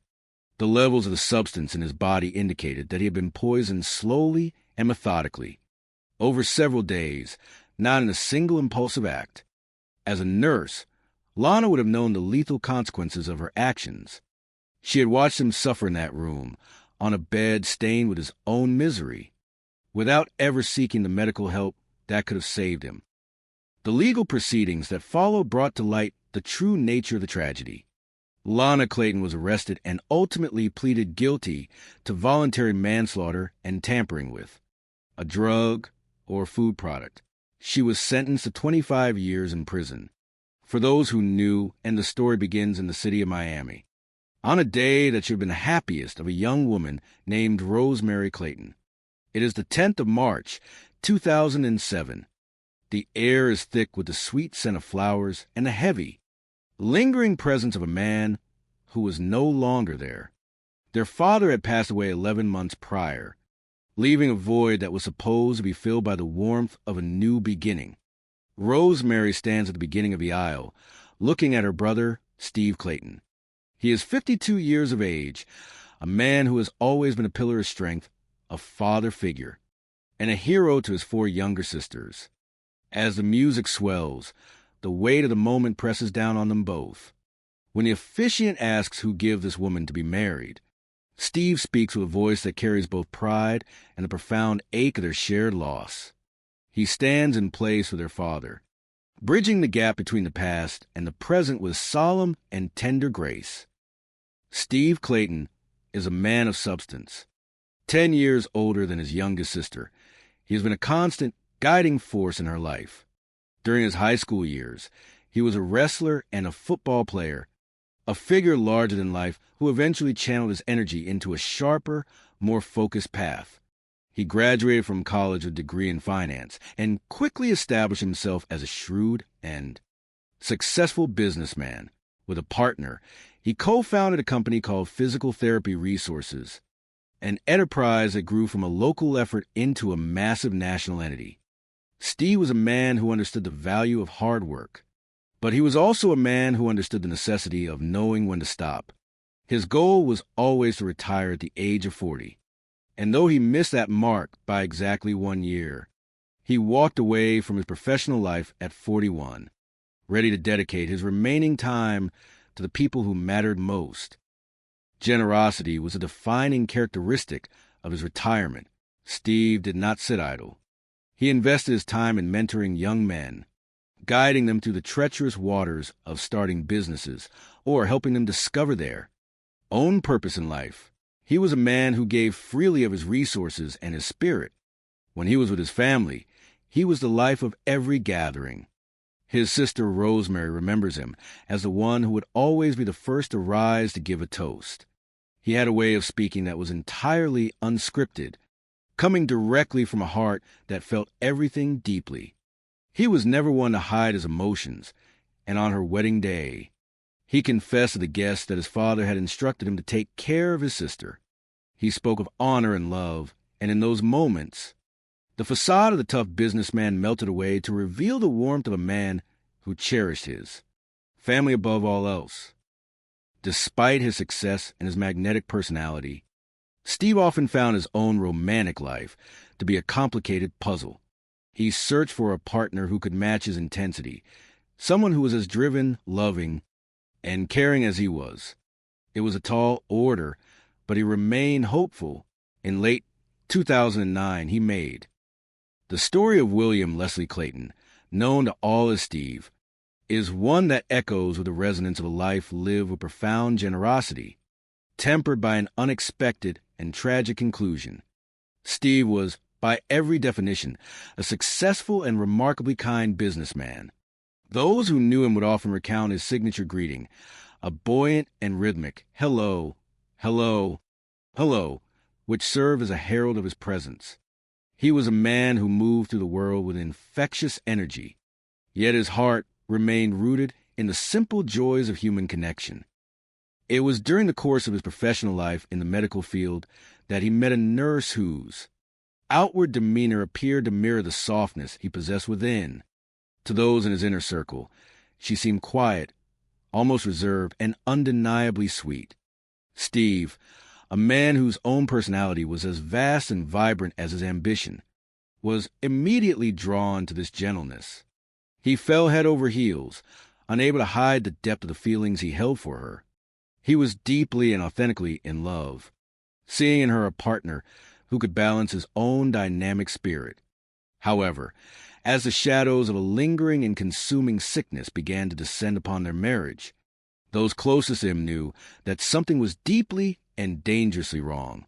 They would soon learn with devastating clarity that money provides no protection against the darkest of human impulses, and that this was far from a natural death. The narrative of their life together